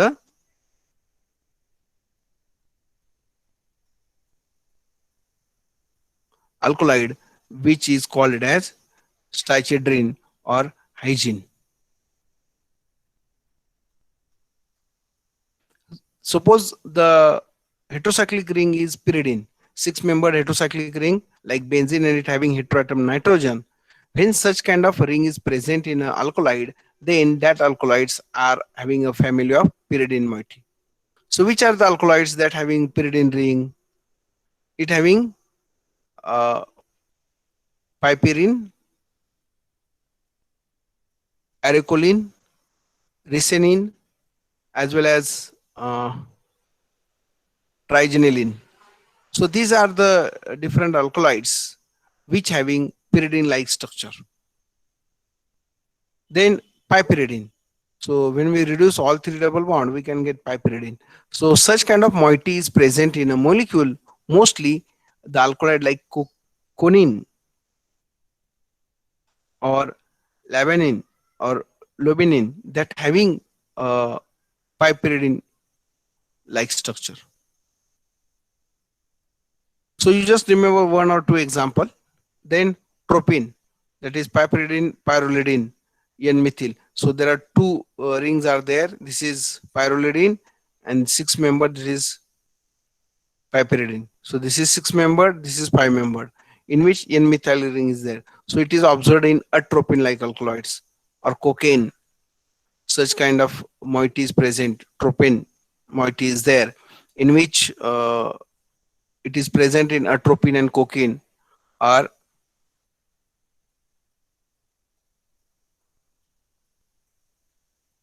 hyoscyamin. Such kind of alkaloids are there, but mostly they are observed in atropine and cocaine. So again, these are the botanical origin plant that are obtained such kind of alkaloids, that is Atropa, belladone, and the family is Solanacea. Uh, there is no need to remember this botanical origin and family, but we are interested in the basic ring structure and their alkaloid. So you have to just remember these two part, first two column. There is no need to remember three and fourth column. Just there for sake of understanding. I have given from which family and from where they can be extracted. That's why I have given this part. Then phenanthricene.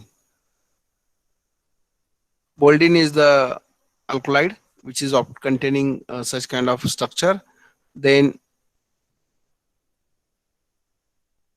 nortriptyline, that having a naphthalene like structure, in which there is a nitrogen at the center. So it is observed in a sparatinine or lupininin. Such kind of structure is observed. Then indol, that is benzpyrrole, benzene and pyrrole ring is there. So indol, generally such kind of moiety is strychnine or ergotamine, ergometrin, physiostigmine. Such kind of alkaloids are present, such kind of indol like moiety, that is benzopyrrole structure. Then imidazole, which is observed, such kind of imidazole is nothing but a five-membered ring which containing 1 and 3 position nitrogen. Such kind of moiety is present in pilcopine. Such kind of alkaloid is there. Then purine,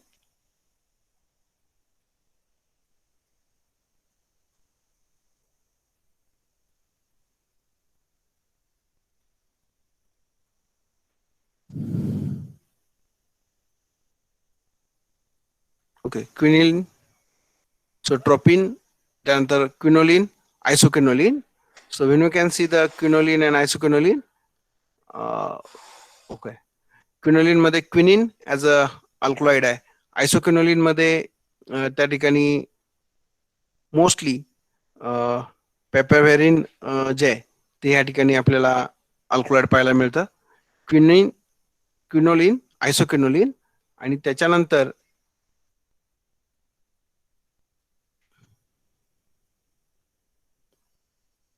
फिनॅन्थ्रेसिन, ज्याच्यामध्ये हे फिनॅन्थ्रेसिन आहे, ह्या ठिकाणी isoquinoline आहे. These are like fused ring structure in which phenanthrene, isoquinoline like moiety is there. Such kind of moiety present in boldin like or morphine like structure. Mostly in morphine, such kind of moiety is there, phenanthrene, and some kind of their side chain is also there. Then like a naphthalene, we can observe such kind of structure. Then indol, mostly they can observe in strychnine, such kind of structure is observed. Then imidazole, they can be observed.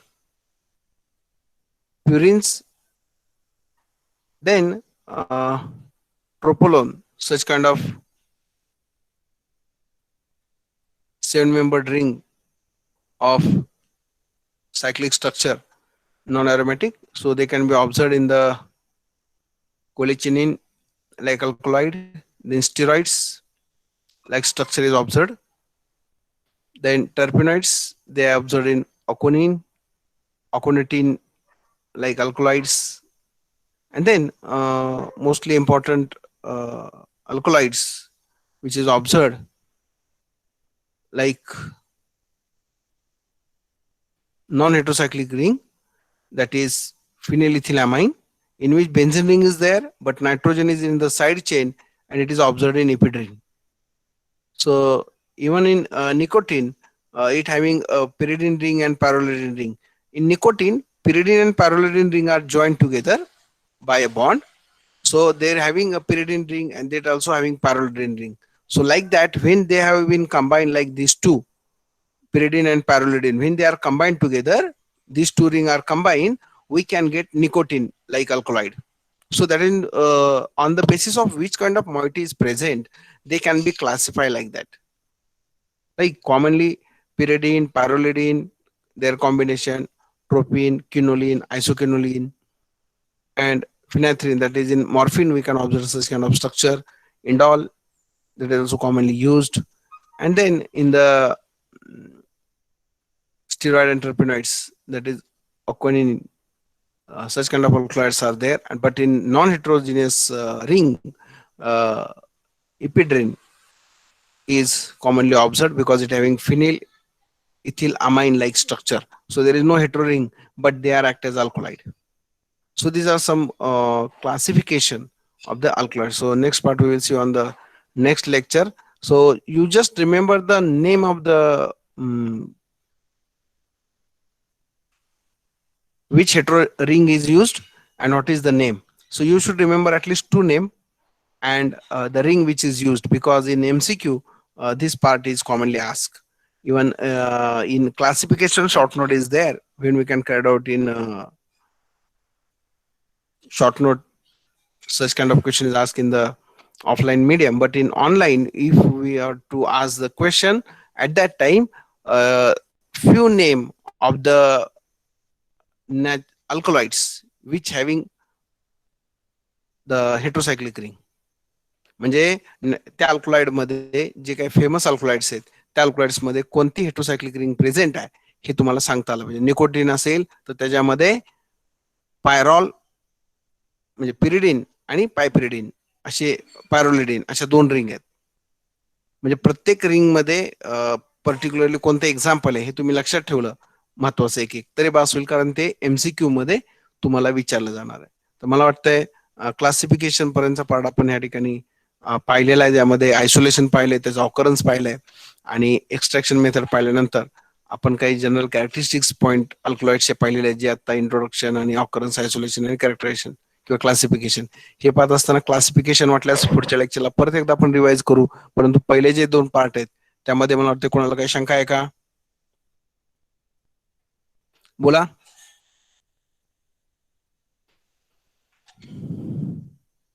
Deepti Dhanawade,